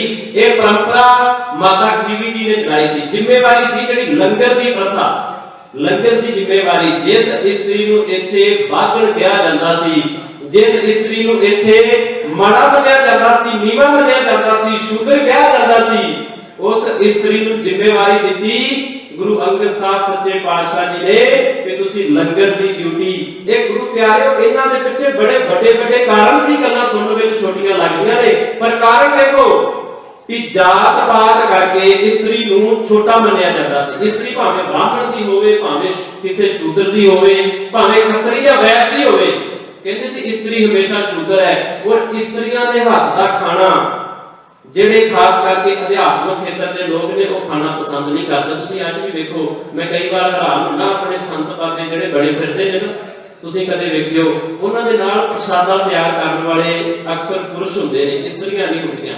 ਉਹ ਵਹਿਮ ਅਜੇ ਵੀ ਉਹਨਾਂ ਦੇ ਮਨ ਵਿੱਚ ਉਦਾਂ ਹੀ ਹੈ। ਖਿਆਲ ਕਰੋ, ਜਿਹੜੇ ਬੰਦੇ ਨੂੰ ਅਜੇ ਤੱਕ ਇਹ ਸਮਝ ਨਹੀਂ ਆਈ ਵੀ ਬੇਬੇ ਨਾਨਕੀ ਵਰਗੀ, ਮਾਤਾ ਖੀਵੀ ਵਰਗੀ, ਮਾਤਾ ਭਾਨੀ ਵਰਗੀ, ਮਾਤਾ ਨਾਨਕੀ, ਮਾਤਾ ਸੁਲੱਖਣੀ, ਮਾਤਾ ਗੁਜਰ ਕੌਰ, ਮਾਤਾ ਗੰਗਾ ਜੀ, ਕਿੰਨੀਆਂ ਇਸਤਰੀਆਂ ਦੇ ਸਿੱਖ ਧਰਮ ਅੰਦਰ ਸਤਿਕਾਰਯੋਗ, ਮਾਤਾ ਜੀਤਾ ਜੀ, ਮਾਤਾ ਸੁੰਦਰ ਕੌਰ ਜੀ, ਉਹਨਾਂ ਇਸਤਰੀਆਂ ਨੇ ਜਿਨ੍ਹਾਂ ਨੇ ਲੰਗਰ ਵਿੱਚ ਯੋਗਦਾਨ ਪਾਇਆ ਕਿ ਉਹਨਾਂ ਦੇ ਹੱਥ ਪਵਿੱਤਰ ਨਹੀਂ ਸੀ, ਸੁੱਚੇ ਨਹੀਂ ਸਨ। ਜ਼ਿੰਮੇਵਾਰੀਆਂ ਸੰਭਾਲੀਆਂ ਉਹਨਾਂ ਨੇ ਲੰਗਰ ਦੀਆਂ, ਤੇ ਇੱਥੇ ਉਹਨਾਂ ਦੇ ਹੱਥ ਦਾ ਪ੍ਰਸ਼ਾਦਾ ਛਕਣਾ ਵੀ ਪਸੰਦ ਨਹੀਂ ਕਰਦੇ ਸਾਡੇ ਸੰਤ ਬਾਬੇ। ਉਹ ਕਿਸੇ ਦੇ ਘਰੇ ਵੀ ਚਲੇ ਜਾਣਗੇ ਤੇ ਸਾਡੇ ਸਿੰਘ ਤਿਆਰ ਕਰਨਗੇ, ਕਿਉਂਕਿ ਅਸੀਂ ਬੀਬੀਆਂ ਦੇ ਹੱਥ ਦਾ ਛਕਦੇ ਨਹੀਂ। ਉਹ ਵੱਖਰੀ ਗੱਲ ਹੈ ਕਿ ਜਿਸ ਹਿਸਾਬ ਨਾਲ ਗੁਰਬਾਣੀ ਦੇ ਸਿਧਾਂਤ ਨੇ, ਉਹਨਾਂ ਨੇ ਲੋਕਾਂ ਨੂੰ ਭਰਮ ਵਿੱਚ ਤਾਂ ਜ਼ਰੂਰ ਪਾਇਆ ਹੈ, ਪਰ ਮੰਨਣ ਤੋਂ ਮੁਨਕਰ ਨੇ।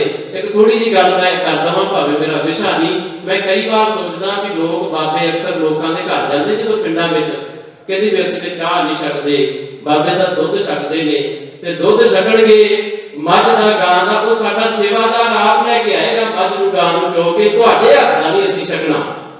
ਕਿਉਂ? ਕਹਿੰਦੇ ਵੀ ਝੂਠਾ ਹੋ ਜਾਂਦਾ ਹੈ, ਤੁਹਾਡਾ ਹੱਥ ਲੱਗਿਆ ਝੂਠਾ ਹੋ ਜਾਂਦਾ, ਅਸੀਂ ਪਵਿੱਤਰ ਛਕਦੇ ਹਾਂ। ਤੇ ਗੁਰੂ ਪਿਆਰਿਓ, ਜਿਸ ਮੱਝ ਦਾ, ਜਿਸ ਗਾਂ ਦਾ ਦੁੱਧ ਚੋਇਆ ਹੁੰਦਾ ਹੈ, ਉਹ ਕੱਟਾ ਬੱਚਾ ਜਦੋਂ ਚੁੰਗਦਾ ਹੈ, ਉਹਦਾ ਚੁੰਗਿਆ ਹੋਇਆ ਦੁੱਧ ਝੂਠਾ ਨਹੀਂ ਹੁੰਦਾ। ਕੱਟੇ ਨੇ ਤੇ ਕਦੇ ਬ੍ਰਸ਼ ਵੀ ਨਹੀਂ ਕੀਤਾ ਹੁੰਦਾ, ਕਿ ਬਾਕੀ ਲੋਕ ਤਾਂ ਚਲੋ ਹੱਥ ਧੋ ਲੈਂਦੇ ਨੇ, ਉਹਦੇ ਬਿਨਾਂ ਬਰਸ਼ ਤੋਂ ਹੀ ਮੱਝ ਦਾ ਥਣ ਮੂੰਹ ਦੇ ਵਿੱਚ ਪਾ ਲੈਂਦਾ, ਚੁੱਕ ਲੈਂਦਾ, ਔਰ ਉਸ ਤੋਂ ਬਾਅਦ ਵੀ ਦੁੱਧ ਪੀ ਲੈਂਦੇ ਨੇ। ਮਤਲਬ ਕੱਟੇ ਬੱਚੇ ਦਾ ਜੂਠਾ ਪੀਤਾ ਜਾ ਸਕਦਾ ਹੈ, ਪਰ ਇਸਤਰੀ ਦੇ ਹੱਥ ਦਾ ਚੋਇਆ ਹੋਇਆ ਦੁੱਧ ਨਹੀਂ ਛਕਿਆ ਜਾ ਸਕਦਾ। ਇਹ ਸਾਡੇ ਅੱਜ ਕੱਲ ਦੇ ਸੰਤ ਬਾਬਿਆਂ ਦੀ ਸੋਚ ਹੈ। ਖੈਰ, ਮੈਂ ਬੇਨਤੀ ਕਰ ਰਿਹਾ ਸੀ ਖਡੂਰ ਸਾਹਿਬ ਦੀ, ਜਿੱਥੇ ਗੁਰੂ ਅੰਗਦ ਸਾਹਿਬ ਨੇ ਦੋ ਚੀਜ਼ਾਂ, ਇੱਕ ਗੁਰਮੁਖੀ ਪੜ੍ਹਾਈ, ਵਿਦਿਆ ਪੜ੍ਹਾਈ, ਤੇ ਦੂਜੀ ਮੱਲ ਅਖਾੜੀ ਦੀ ਜਿਹੜੀ ਪਰੰਪਰਾ ਸੀ, ਇਹ ਗੁਰੂ ਅੰਗਦ ਸਾਹਿਬ ਨੇ ਸ਼ੁਰੂ ਕੀਤੀ ਸੀ, ਜਿਹੜੀ ਗੁਰੂ ਘਰ ਦੇ ਵਿੱਚ ਬਾਖੂਬੀ ਚੱਲਦੀ ਰਹੀ। ਤੁਸੀਂ ਖਿਆਲ ਕਰੋ ਗੁਰੂ ਪਿਆਰਿਓ, ਗੁਰੂ ਹਰਗੋਬਿੰਦ ਸਾਹਿਬ ਨੇ ਜਿਹੜੀਆਂ ਤਲਵਾਰਾਂ ਪਹਿਨੀਆਂ ਸੀ ਨਾ, ਮੇਰੀ ਤੇ ਪੀਰੀ ਦੀਆਂ, ਉਹੀ ਤਲਵਾਰਾਂ ਆ ਕੇ ਗੁਰੂ ਗੋਬਿੰਦ ਸਿੰਘ ਜੀ ਨੇ ਉਹਨਾਂ ਨਾਲ ਹੀ 14 ਜੰਗਾਂ ਲੜੀਆਂ ਸੀ। ਇਹ ਤਲਵਾਰ ਕਹਿਣ ਦਾ ਭਾਵ ਇਹ ਸਿਧਾਂਤ ਕਿੱਥੋਂ ਪੈਦਾ ਹੁੰਦਾ ਹੈ। ਔਰ ਕਈ ਵਾਰ ਸਾਡੇ ਮਨ ਵਿੱਚ ਜਦੋਂ ਆਪਾਂ ਕਿਸੇ ਗੱਲ ਨੂੰ ਸਮਝਦੇ ਨਹੀਂ ਨਾ, ਤਰਤੀਬ ਵਿੱਚ ਨਹੀਂ ਵੇਖਦੇ। ਮੈਂ ਜਦੋਂ ਨਵਾਂ ਸਿੱਖ ਇਤਿਹਾਸ ਪੜ੍ਹਨਾ ਆਰੰਭ ਕੀਤਾ ਤੇ ਮੈਨੂੰ ਵੀ ਇਦਾਂ ਲੱਗਦਾ ਸੀ ਕਿ ਗੁਰੂ ਨਾਨਕ ਸਾਹਿਬ ਦਾ ਸਿਧਾਂਤ ਕੁਝ ਹੋਰ ਹੈ, ਸਤਿਗੁਰੂ ਤਾਂ ਇੱਕ ਤਿਆਗੀਆਂ ਵਾਂਗੂ ਤੁਰੇ ਫਿਰਦੇ ਨੇ, ਗੁਰੂ ਤੇਗ ਬਹਾਦਰ ਸਾਹਿਬ ਦਾ ਕੁਝ ਹੋਰ ਹੈ। ਔਰ ਅਕਸਰ ਇਹ ਕਿਹਾ ਜਾਂਦਾ ਹੈ ਕਿ ਸਿੱਖਾਂ ਦੇ ਅੰਦਰ ਗੁਰੂ ਗੋਬਿੰਦ ਸਿੰਘ ਸੱਚੇ ਪਾਤਸ਼ਾਹ ਨੇ ਸਿੱਖ ਪੰਥ ਦੀ ਸਥਾਪਨਾ ਕੀਤੀ। ਸਥਾਪਨਾ ਨਹੀਂ ਕੀਤੀ, ਸਥਾਪਨਾ ਗੁਰੂ ਨਾਨਕ ਨੇ ਕੀਤੀ ਹੈ। ਸਥਾਪਨਾ ਸਿਧਾਂਤ ਨਾਲ ਹੋਇਆ ਕਰਦੀ ਹੈ। ਗੁਰੂ ਗੋਬਿੰਦ ਸਿੰਘ ਨੇ ਪ੍ਰਗਟ ਕੀਤਾ ਉਸ ਚੀਜ਼ ਨੂੰ। 10 ਪਾਤਸ਼ਾਹੀਆਂ ਨੇ ਜਿਸ ਕਾਰਜ ਨੂੰ ਕੀਤਾ, ਗੁਰੂ ਗੋਬਿੰਦ ਸਿੰਘ ਨੇ ਖੁੱਲੇ ਰੂਪ ਵਿੱਚ ਕਿ ਆਹ ਸਾਡਾ ਮੋਟਿਵ ਸੀ, ਆਹ ਸਾਡਾ ਮਕਸਦ ਸੀ, ਉਹਨੂੰ ਕਰਕੇ ਵਿਖਾਇਆ। ਇਹ ਪਰੰਪਰਾ ਗੁਰੂ ਨਾਨਕ ਸਾਹਿਬ ਤੋਂ ਚੱਲਦੀ ਸੀ। ਜੇ ਉਹ ਮੀਰੀ ਪੀਰੀ ਦੀਆਂ ਤਲਵਾਰਾਂ ਜਦੋਂ ਸਤਿਗੁਰੂ ਨੇ ਪਹਿਨੀਆਂ, ਜਿਹੜੀ ਤਲਵਾਰ ਦੇ ਨਾਲ ਮੈਂ ਇਹ ਸੋਚਦਾ ਕਿ ਗੁਰੂ ਤੇਗ ਬਹਾਦਰ ਸਾਹਿਬ ਨੇ 13.5 ਸਾਲ ਦੀ ਉਮਰ ਵਿੱਚ ਜੰਗ ਲੜਿਆ ਸੀ, ਉਹੀ ਤਲਵਾਰ ਨੂੰ ਗੁਰੂ ਗੋਬਿੰਦ ਸਿੰਘ ਨੇ ਕਦੇ ਕਿਹਾ ਸੀ, एक एक को दर दूंगा शमशीर के आगे, अब तो तकदीर भी झुकेगी मेरी शमशीर के आगे। ਤੇ ਜਦੋਂ ਸਾਹਿਬਜ਼ਾਦਾ ਜੁਝਾਰ ਸਿੰਘ ਚਮਕੌਰ ਦੀ ਗੜੀ ਵਿੱਚ ਲੜਨ ਵਾਸਤੇ ਚੱਲਿਆ, ਸਤਿਗੁਰੂ ਨੇ ਉਹੀ ਤਲਵਾਰ ਕੱਢ ਕੇ ਬਾਬਾ ਜੁਝਾਰ ਸਿੰਘ ਦੇ ਹੱਥ ਵਿੱਚ ਫੜਾਤੀ ਸੀ ਵੀ ਲੈ ਆਉਂਦਿਆ ਜੂਝ ਕੇ ਆ, ਤੇ ਮੈਂ ਇੱਥੇ ਖਲੋਤਾ ਤੇਰੀ ਛਾਤੀ ਦੇ ਵਿੱਚ ਵੱਜਦੇ ਹੋਏ ਤੀਰ ਵੇਖਾਂਗਾ। ਇਹ ਸਿਧਾਂਤ ਕਿੱਥੋਂ ਪੈਦਾ ਹੋਏ ਸੀ? ਇਹ ਬਾਬੇ ਨਾਨਕ ਦੇ ਸਿਧਾਂਤ ਵਿੱਚੋਂ ਪੈਦਾ ਹੋਏ ਸੀ। ਗੁਰੂ ਪਿਆਰਿਓ, ਅੱਜ ਵੀ ਕੁਝ ਸੱਜਣ ਕਹਿੰਦੇ ਨੇ ਕਿ ਗੁਰੂ ਨਾਨਕ ਸਾਹਿਬ ਦੇ ਹੱਥ ਦੀ ਇੱਕ ਕਿਰਪਾਨ ਜਿਹੜੀ ਪਟਨਾ ਸਾਹਿਬ ਵਿਖੇ ਮੌਜੂਦ ਹੈ। ਤੁਸੀਂ ਵੇਖੋ, ਮੈਂ ਰਾਤ ਵੀ ਗੱਲ ਕਰਦਾ ਸੀ ਵੀ ਸਮਾਨਤਾ ਕਿੰਨੀ ਹੈ।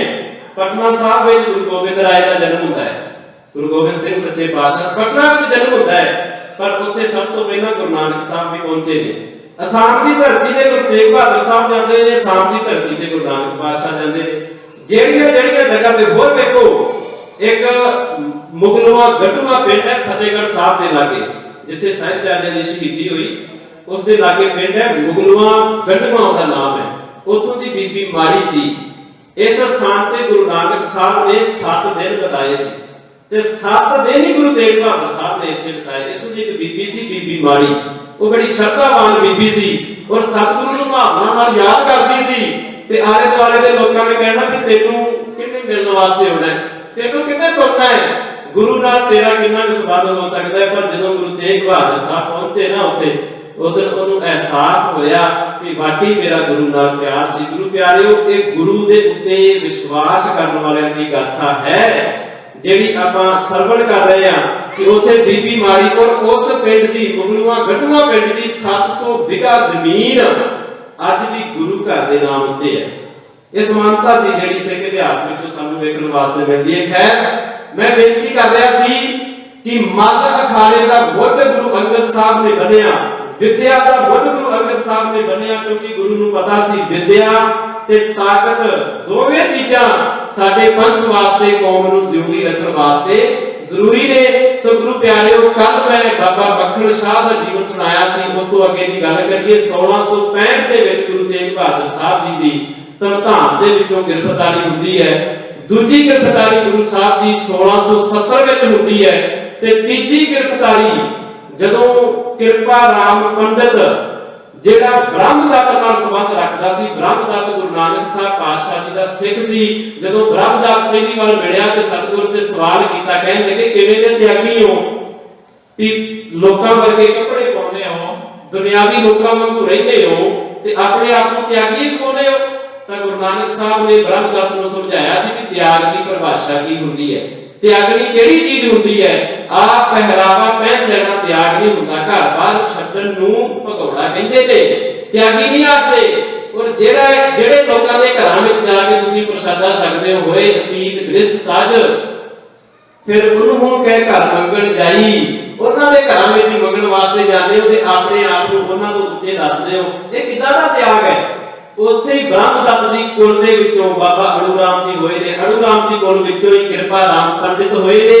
ਇਹੀ ਕਿਰਪਾ ਰਾਮ ਪੰਡਿਤ ਜਦੋਂ ਵਿਸ਼ਵਾਸ ਕਰਕੇ ਗੁਰੂ ਘਰ ਦੇ ਵਿੱਚ ਆਉਂਦਾ ਹੈ ਗੁਰੂ ਪਿਆਰਿਓ, ਬਾਅਦ ਵਿੱਚ ਖੰਡੇ ਕੀ ਪੌਰ ਛਕ ਕੇ ਕਿਰਪਾ ਸਿੰਘ ਬਣਦਾ ਹੈ ਔਰ ਚਮਕੌਰ ਦੀ ਗੜੀ ਵਿੱਚ ਜੂਝ ਕੇ ਸ਼ਹੀਦੀ ਪ੍ਰਾਪਤ ਕਰਦਾ ਹੈ। ਇਦਾਂ ਨਹੀਂ ਸੀ ਕਿ ਗੁਰੂ ਤੇਗ ਬਹਾਦਰ ਸਾਹਿਬ ਨੇ ਜੇ ਉਹਨਾਂ ਦੇ ਵਿਸ਼ਵਾਸ ਨੂੰ ਜਿੱਤਿਆ ਤੇ ਉਹ ਗੁਰੂ ਤੇਗ ਬਹਾਦਰ ਸਾਹਿਬ ਨੂੰ ਸੁਨੇਹਾ ਲਾ ਕੇ ਤੇ ਵਾਪਸ ਚਲੇ ਗਏ। ਉਹ ਗੁਰੂ ਘਰ ਦੇ ਪੱਕੇ ਸ਼ਰਧਾਲੂ ਬਣ ਗਏ ਸੀ, ਕਿਉਂਕਿ ਬਹੁਤ ਸਾਰੇ ਜਿਹੜੇ ਪੰਡਿਤ ਸੀ ਕਸ਼ਮੀਰ ਦੇ, ਉਹ ਜਿਹੜੇ ਲਾਲਚ ਵਿੱਚ ਲੈ ਕੇ ਔਰੰਗਜ਼ੇਬ ਨੇ ਉਹਨਾਂ ਨੂੰ ਮੁਸਲਿਮ ਬਣਾਤਾ ਸੀ, ਇਸਲਾਮ ਧਾਰਨ ਕਰਵਾਤਾ ਸੀ। ਔਰ ਕਿਉਂਕਿ ਪਤਾ ਸੀ ਉਹਨੂੰ ਕਿ ਇਹ ਬੜਾ ਸੋਹਣਾ ਇਲਾਕਾ ਹੈ ਕਸ਼ਮੀਰ, ਔਰ ਔਰੰਗਜ਼ੇਬ ਵਾਰ-ਵਾਰ ਇਹ ਤੇ ਧਿਆਨ ਕਰਦਾ ਸੀ। ਇਸੇ ਕਰਕੇ ਕਿਰਪਾ ਰਾਮ ਪੰਡਿਤ ਇੱਕ ਫਾਰਸੀ ਦੀ ਕਿਤਾਬ ਹੈ ਮੁਆਸਰੇ ਆਲਮਗੀਰੀ, ਇਹਦਾ ਜ਼ਿਕਰ ਸਰ ਜਾਦੂਨਾਥ ਸਰਕਾਰ ਨੇ ਹਿੰਦੀ ਦੇ ਵਿੱਚ ਕੀਤਾ ਹੈ। ਉਹਨਾਂ ਦੀ ਇੱਕ ਆਪਣੀ ਸੋਚਣੀ ਹੈ।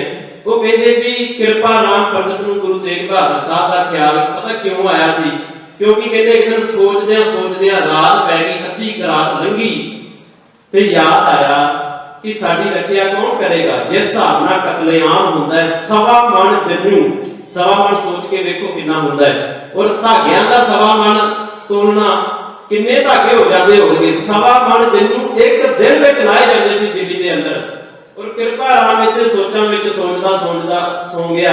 ਰਾਤ ਨੂੰ ਸੁਪਨਾ ਆਇਆ ਵੀ ਜੇ ਤੁਹਾਡੀ ਕੋਈ ਰੱਖਿਆ ਕਰ ਸਕਦਾ ਤੇ ਗੁਰੂ ਤੇਗ ਬਹਾਦਰ ਸਾਹਿਬ ਪਾਤਸ਼ਾਹ ਜਿਹੜਾ ਅਨੰਦਪੁਰ ਸਾਹਿਬ ਵਿੱਚ ਬੈਠਾ ਹੈ। ਇਹ ਸਰ ਜਾਦੂਨਾਥ ਸਰਕਾਰ ਨੇ ਜ਼ਿਕਰ ਕੀਤਾ ਹੈ। ਚਲੋ ਜਿਵੇਂ ਉਹ ਸੋਚਦੇ ਨੇ ਰਾਈਟਰ ਜਾਂ ਉਹਨਾਂ ਨੇ ਜਿਵੇਂ ਕਿਸੇ ਹਵਾਲੇ ਦੇ ਤਹਿਤ ਲਿਖਿਆ ਹੋਵੇਗਾ। ਸੋ ਗੁਰੂ ਪਿਆਰਿਓ, ਫਿਰ ਕਿਰਪਾ ਰਾਮ ਪੰਡਿਤ 16 ਪੰਡਤਾਂ ਦਾ ਵਫਦ ਲੈ ਕੇ ਤੇ ਗੁਰੂ ਤੇਗ ਬਹਾਦਰ ਸਾਹਿਬ ਕੋਲ ਪਹੁੰਚਿਆ ਸੀ। ਔਰ ਜਦੋਂ ਉੱਥੇ ਪਹੁੰਚਿਆ, ਵਿਸ਼ਵਾਸ ਕਰਕੇ ਗੁਰੂ ਨੂੰ ਆਖਿਆ, ਸਤਿਗੁਰੂ ਤੁਹਾਡੇ ਤੋਂ ਬਿਨਾਂ ਸਾਡੇ ਧਰਮ ਨੂੰ ਬਚਾ ਕੋਈ ਨਹੀਂ ਸਕਦਾ। ਆਲੇ ਦੁਆਲੇ ਦੇ ਲੋਕ ਵੇਖਣ ਕਿ ਜਿਸ ਧਰਮ ਨੂੰ ਬਚਾਉਣ ਦੀ ਗੱਲ ਕਿਰਪਾ ਰਾਮ ਕਰਦਾ ਹੈ, ਗੁਰੂ ਤੇ ਉਹਦੇ ਤੇ ਵਿਸ਼ਵਾਸ ਹੀ ਨਹੀਂ ਕਰਦਾ। ਕਿ ਗੁਰੂ ਲਿਬਾਸ ਨੂੰ ਧਰਮ ਨਹੀਂ ਮੰਨਦਾ, ਗੁਰੂ ਤਿਲਕ ਨੂੰ ਧਰਮ ਨਹੀਂ ਮੰਨਦਾ। ਔਰ ਇੱਥੋਂ ਤੱਕ ਗੁਰੂ ਨਾਨਕ ਪਾਤਸ਼ਾਹ ਦੇ ਪਖੰਡ ਆਖਦੇ ਨੇ ਇਹਨੂੰ ਕਿ ਬਾਹਰੀ ਪਹਿਰਾਵਾ ਤੇ ਪਖੰਡ ਹੈ, ਜੇ ਅੰਦਰਲੇ ਗੁਣ ਨਹੀਂ ਹੈਗੇ। ਲੋਕਾਂ ਨੂੰ ਲੱਗਦਾ ਸੀ ਕਿ ਗੁਰੂ ਤੇਗ ਬਹਾਦਰ ਸਾਹਿਬ ਦਾ ਇਹਨਾਂ ਨਾਲ ਸੰਬੰਧ ਕੋਈ ਨਹੀਂ, ਪਰ ਸਤਿਗੁਰੂ ਨੇ ਉਹਨਾਂ ਦੀਆਂ ਭਾਵਨਾਵਾਂ ਨੂੰ ਸਮਝਦਿਆਂ ਹੋਇਆਂ, ਮਨੁੱਖੀ ਅਧਿਕਾਰਾਂ ਦੀ ਕਦਰ ਕਰਦਿਆਂ ਹੋਇਆਂ, ਜਿਵੇਂ ਮੈਂ ਆਰੰਭ ਵਿੱਚ ਜ਼ਿਕਰ ਕੀਤਾ ਹੈ ਕਿ ਪਹਿਲੇ ਖਾਨ ਨੂੰ ਕੁਰਾਨ ਗੁਰੂ ਸਾਹਿਬ ਨੇ ਪੜ੍ਹਾਈ ਸੀ ਆਪ ਕਹਿ ਕੇ ਕਿ ਇਹਦਾ ਧਰਮ ਪਰਿਵਰਤਨ ਨਹੀਂ ਕਰਨਾ ਸੀ।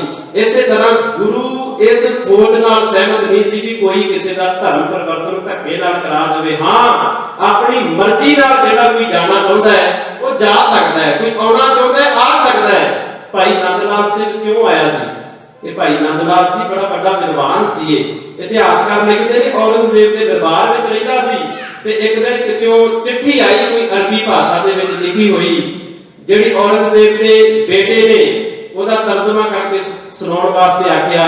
ਕਹਿੰਦੇ ਉਹਦੇ ਦੀਵਾਨ ਵਿੱਚ ਬੈਠੇ ਹੋਏ ਬਹੁਤ ਸਾਰੇ ਵਿਦਵਾਨ ਸੀ, ਜਿਨ੍ਹਾਂ ਤੋਂ ਸਭ ਤੋਂ ਸੋਹਣੇ ਤਰੀਕੇ ਨਾਲ ਪੜ੍ਹ ਕੇ ਭਾਈ ਨੰਦ ਲਾਲ ਜੀ ਨੇ ਸੁਣਾਈ ਸੀ। ਔਰੰਗਜ਼ੇਬ ਨੇ ਪੁੱਛਿਆ ਕਿ ਬੜਾ ਸੋਹਣਾ ਬੰਦਾ ਤਰਜਮਾ ਕਰਦਾ ਹੈ, ਬੜਾ ਸੋਹਣਾ ਵਿਦਵਾਨ ਹੈ, ਇੰਨਾ ਗਿਆਨਵਾਨ ਬੰਦਾ ਕੌਣ ਹੈ? ਇਹਨੂੰ ਮੈਂ ਸਨਮਾਨ ਦੇਣਾ ਚਾਹੁੰਦਾ। ਕਹਿੰਦੇ ਜੀ ਇਹ ਭਾਈ ਨੰਦ ਲਾਲ ਹੈ। ਜਦੋਂ ਨੰਦ ਲਾਲ ਨਾਮ ਸੁਣਿਆ, ਸੱਤੀ ਕੱਪੜੀ ਅੱਗ ਲੱਗੀ ਉਹਨੂੰ। ਕਹਿਣ ਲੱਗਾ ਵੀ ਵਿਦਵਾਨ ਹੋਵੇ ਤੇ ਹੋਵੇ ਹਿੰਦੂ, ਇਹ ਕਿੱਦਾਂ ਹੋ ਸਕਦਾ ਹੈ? ਇਹੀ ਸੋਚ ਵਿੱਚ ਗੁਰੂ ਪਿਆਰਿਓ ਫਰਕ ਸੀ। ਤਲਵਾਰ ਗੁਰੂ ਗੋਬਿੰਦ ਸਿੰਘ ਕੋਲ ਵੀ ਸੀ, ਤਲਵਾਰ ਔਰੰਗਜ਼ੇਬ ਕੋਲ ਵੀ ਸੀ। ਹੋ ਸਕਦਾ ਹੈ ਇੱਕੇ ਧਾਤੂ ਦੀ ਬਣੀ ਹੋਵੇ, ਹੋ ਸਕਦਾ ਹੈ ਬਣਾਉਣ ਵਾਲਾ ਬੰਦਾ ਜਾਂ ਫੈਕਟਰੀ ਜਿਹਨੂੰ ਆਪਾਂ ਕਹਿੰਦੇ ਨੇ ਉਹ ਵੀ ਇੱਕੋ ਹੋਵੇ, ਪਰ ਫਰਕ ਵੇਖੋ ਕਿੰਨਾ ਸੀ। ਗੁਰੂ ਗੋਬਿੰਦ ਸਿੰਘ ਸੱਚੇ ਪਾਤਸ਼ਾਹ ਜੀ ਜਾਂ ਗੁਰੂ ਨਾਨਕ ਦਾ ਧਰਮ ਕਿਸੇ ਵੀ ਵਿਦਵਾਨ ਦੀ ਕਦਰ ਕਰਦਾ ਹੈ। ਉਹਦਾ ਰੂਪ, ਰੰਗ, ਜ਼ਾਤ ਪਾਤ, ਦੇਸ਼ ਵਿਦੇਸ਼ ਨਹੀਂ ਵੇਖਿਆ ਜਾਂਦਾ। ਜੇ ਵਿਦਵਾਨ ਦੇ ਗੁਣ ਨੇ, ਉਹਦੇ ਗੁਣਾਂ ਦੀ ਕਦਰ ਕੀਤੀ ਜਾਂਦੀ ਹੈ। ਪਰ ਇੱਕ ਪਾਸੇ ਔਰੰਗਜ਼ੇਬ ਹੈ ਕਹਿੰਦਾ ਵਿਦਵਾਨ ਤੇ ਉਹ ਹਿੰਦੂ, ਇਹ ਕਿੱਦਾਂ ਹੋ ਸਕਦਾ ਹੈ? ਇਹਨੂੰ ਇਸਲਾਮ ਧਾਰਨ ਕਰਾਓ। ਕਹਿੰਦੇ ਭਾਈ ਨੰਦ ਲਾਲ ਭੱਜ ਕੇ ਉੱਥੋਂ ਆਪਣੀ ਜਾਨ ਦਾ ਖਹਿੜਾ ਛੁਡਾ ਕੇ ਤੇ ਕੁਝ ਸਮਾਂ ਪਾ ਕੇ ਅਨੰਦਪੁਰ ਸਾਹਿਬ ਵਿੱਚ ਪਹੁੰਚਿਆ ਸੀ, ਜਿੱਥੇ ਪਹੁੰਚ ਕੇ ਉਹਨੇ ਗੁਰੂ ਗੋਬਿੰਦ ਸਿੰਘ ਸੱਚੇ ਪਾਤਸ਼ਾਹ ਜੀ ਨੂੰ ਵੇਖਿਆ, ਜਿੱਥੇ ਸਤਿਗੁਰੂ ਚੰਦਰ ਦੀ ਚੌਂਕੀ ਉੱਤੇ ਆਪਣੇ ਚਰਨ ਟਿਕਾ ਕੇ ਬੈਠੇ ਨੇ, ਸਿਰ ਤੇ ਦਸਤਾਰ ਸਜਾਈ ਹੈ, ਜਿਵੇਂ ਕੋਈ ਬਾਦਸ਼ਾਹ ਬੈਠਾ ਹੁੰਦਾ ਹੈ। ਪਹਿਲੀ ਝਲਕ ਵਿੱਚ ਉਹ ਘਾਇਲ ਹੋ ਗਿਆ ਸੀ ਕਿ ਇਦਾਂ ਦਾ ਗੁਰੂ ਤੇ ਜਿਹੜਾ ਕਿਸੇ ਨਾਲ ਧੱਕਾ ਨਹੀਂ ਹੋਣ ਦਿੰਦਾ, ਜਿਹੜਾ ਕਿਸੇ ਦਾ ਧੱਕੇ ਨਾਲ ਧਰਮ ਪਰਿਵਰਤਨ ਨਹੀਂ ਕਰਾਉਂਦਾ, ਉਸ ਭਾਈ ਨੰਦ ਲਾਲ ਨੇ ਗੁਰੂ ਗੋਬਿੰਦ ਸਿੰਘ ਦੀਆਂ ਸਿਫਤਾਂ ਕਰਦਿਆਂ ਹੋਇਆਂ ਫਿਰ ਆਖਿਆ, ਬਾਦਸ਼ਾਹ ਦਰਵੇਸ਼ ਗੁਰ ਗੋਬਿੰਦ ਸਿੰਘ, ਹੱਕ ਹੱਕ ਅੰਦੇਸ਼ ਗੁਰ ਗੋਬਿੰਦ ਸਿੰਘ। ਤੁਸੀਂ ਵੇਖੋ ਗੱਲ ਚੱਲਦੀ ਕਿੱਥੋਂ ਹੈ, ਪੈਦਾ ਕਿੱਥੋਂ ਹੁੰਦੀ ਹੈ? ਔਰੰਗਜ਼ੇਬ ਦੀ ਕੱਟੜਤਾ ਵਾਲੀ ਸੋਚ ਵਿੱਚੋਂ ਉਹ ਚੀਜ਼ ਪੈਦਾ ਹੋਈ ਵੀ ਇਹਨੂੰ ਇਸਲਾਮ ਧਾਰਨ ਕਰਾਓ। ਪਰ ਕਿੰਨੇ ਲੋਕ ਸੀ ਜਿਹੜੇ ਆਪਣੀ ਮਰਜ਼ੀ ਦੇ ਨਾਲ ਆ ਕੇ ਕਿਰਪਾ ਰਾਮ ਪੰਡਤ ਕਿਰਪਾ ਸਿੰਘ ਬਣ ਕੇ ਆਪਣਾ ਸੀਸ ਦੇ ਜਾਂਦਾ ਹੈ। ਕਿਉਂ ਦੇ ਜਾਂਦਾ ਹੈ? ਕਿਉਂਕਿ ਗੁਰੂ ਨੇ ਉਹਨਾਂ ਦਾ ਭਰੋਸਾ ਜਿੱਤਿਆ ਸੀ, ਮਨੁੱਖੀ ਅਧਿਕਾਰ ਸਿਖਾਏ ਸੀ ਕਿ ਹੁੰਦੇ ਕੀ ਨੇ। ਸੋ ਗੁਰੂ ਪਿਆਰਿਓ, 11 ਨਵੰਬਰ 1675 ਵਾਲੇ ਦਿਨ ਗੁਰੂ ਤੇਗ ਬਹਾਦਰ ਸਾਹਿਬ ਜੀ ਤੋਂ ਪਹਿਲਾਂ ਉਹਨਾਂ ਦੇ ਤਿੰਨਾਂ ਸਿੱਖਾਂ ਨੂੰ ਸ਼ਹੀਦ ਕੀਤਾ ਗਿਆ, ਜਿਨ੍ਹਾਂ ਵਿੱਚ ਸਭ ਤੋਂ ਪਹਿਲੀ ਵਾਰੀ ਜਿਹੜੀ ਭਾਈ ਮਤੀ ਦਾਸ ਜੀ ਦੀ ਆਈ, ਜਿਨ੍ਹਾਂ ਨੂੰ ਆਰੇ ਨਾਲ ਚੀਰਿਆ ਜਾਣਾ ਸੀ। ਤੇ ਕਹਿੰਦੇ ਜਿਹੜਾ ਕਾਜੀ ਸੀ ਉਹਨੇ ਪੁੱਛਿਆ, ਕਿਉਂਕਿ ਕਾਜੀ ਫੈਸਲੇ ਸੁਣਾਉਂਦਾ ਸੀ। ਅਕਸਰ ਤੁਸੀਂ ਵੇਖੋ ਜਦੋਂ ਇਤਿਹਾਸ ਪੜ੍ਹੋਗੇ ਤਾਂ ਫੈਸਲੇ ਅਕਸਰ ਜਿਹੜੇ ਹਾਕਮ ਨਹੀਂ ਸੁਣਾਇਆ ਕਰਦੇ, ਕਾਜੀ ਸੁਣਾਇਆ ਕਰਦੇ ਨੇ। ਉਹਦਾ ਕਾਰਨ ਹੈ ਬੜਾ ਵੱਡਾ, ਕਿਉਂਕਿ ਧਰਮ ਦੇ ਖੇਤਰ ਵਿੱਚ ਕਾਰਜ ਕਰਨ ਵਾਲਾ ਬੰਦਾ ਜਿਹੜੀ ਗੱਲ ਕਹਿੰਦਾ ਹੈ ਨਾ ਗੁਰੂ ਪਿਆਰਿਓ, ਉਹਦਾ ਅਸਰ ਲੋਕਾਂ ਤੇ ਕੁਝ ਹੋਰ ਹੁੰਦਾ ਹੈ। ਕੋਈ ਹਾਕਮ ਗੱਲ ਕਰੇਗਾ ਤਾਂ ਹੋਰ ਹੁੰਦਾ ਹੈ। ਕਿਸੇ ਵੀ ਗੱਲ ਨੂੰ ਧਾਰਮਿਕ ਰੰਗਤ ਦੇ ਦਿਓ, ਉੱਥੇ ਲੋਕ ਬੋਲਦੇ ਨਹੀਂ, ਲੋਕ ਕਹਿੰਦੇ ਵੀ ਧਰਮ ਹੈ, ਇਹਦੇ ਉੱਤੇ ਕੀ ਸਵਾਲ ਕਰਨਾ। ਮੈਂ ਅਕਸਰ ਕਹਿੰਦਾ ਹੁੰਦਾ ਕਿ ਜਿਵੇਂ ਕਿਸੇ ਨੇ ਮੀਟ ਖਾਣਾ ਹੋਵੇ ਨਾ ਤੇ ਉਹ ਕਹੇ ਵੀ ਮੈਂ ਮੀਟ ਖਾਣਾ ਹੈ, ਤੇ ਲੋਕ ਕਹਿੰਦੇ ਨੇ ਵੀ ਮਾੜੀ ਗੱਲ ਹੈ। ਤੇ ਜੇ ਕੋਈ ਆਖੇਗਾ ਵੀ ਅੱਜ ਫਲਾਣੇ ਧਰਮ ਦੇ ਨਾਂ ਤੇ ਆਪਾਂ ਇਹਨੂੰ ਹਲਾਲ ਕਰਕੇ ਖਾ ਲਈਏ, ਫਿਰ ਕਹਿੰਦੇ ਹਾਂ ਇਹ ਧਰਮ ਹੈ। ਇਹ ਰਵਾਇਤ ਚੱਲਦੀ ਹੈ ਸਾਡੇ ਦੇਸ਼ ਦੀ। ਕਿਸੇ ਵੀ ਗੱਲ ਨੂੰ ਜਦੋਂ ਧਾਰਮਿਕ ਰੰਗਤ ਦਿੱਤੀ ਜਾਂਦੀ ਹੈ ਨਾ ਗੁਰੂ ਪਿਆਰਿਓ, ਉਸੇ ਧਾਰਮਿਕ ਰੰਗਤ ਵਿੱਚੋਂ ਕਹੀ ਹੋਈ ਗੱਲ ਜਿਹੜੀ ਉਹਦਾ ਲੋਕ ਵਿਰੋਧ ਨਹੀਂ ਕਰਦੇ। ਜਦੋਂ ਸਾਹਿਬਜ਼ਾਦੇ ਨੂੰ ਸ਼ਹੀਦ ਕੀਤਾ ਜਾਣਾ ਸੀ ਤੇ ਵਜ਼ੀਰ ਖਾਨ ਨੇ ਹੁਕਮ ਨਹੀਂ ਸੁਣਾਇਆ ਸੀ। ਚਾਰ ਸਾਹਿਬਜ਼ਾਦੇ ਫਿਲਮ ਆਈ ਸੀ ਨਾ, ਤੁਸੀਂ ਵੇਖੀ ਹੋਵੇਗੀ। ਫਿਲਮ ਭਾਵੇਂ ਆਪਣੇ ਹਿਸਾਬ ਨਾਲ ਬਣਾਈ ਜਾਂਦੀ ਹੈ, ਫਿਰ ਵੀ ਉਹਦੇ ਵਿੱਚ ਇੱਕ ਗੱਲ ਬੜੀ ਧਿਆਨ ਦੇਣ ਵਾਲੀ ਹੈ। ਜਦੋਂ ਵਜ਼ੀਰ ਖਾਨ ਦੀ ਪਤਨੀ ਰਾਤ ਵੇਲੇ ਵਜ਼ੀਰ ਖਾਨ ਨੂੰ ਕਹਿੰਦੀ ਹੈ ਵੀ ਤੁਸੀਂ ਮੇਰੇ ਪੇਕਿਆਂ ਦੇ ਬੱਚਿਆਂ ਨੂੰ ਸ਼ਹੀਦ ਕਰਨ ਦਾ ਹੁਕਮ ਸੁਣਾਇਆ ਹੈ। ਇਹਦੇ ਪੇਕੇ ਸੀ ਅਨੰਦਪੁਰ ਸਾਹਿਬ, ਵਜ਼ੀਰ ਖਾਨ ਦੀ ਘਰ ਵਾਲੀ ਦੇ ਪਤਨੀ ਦੇ।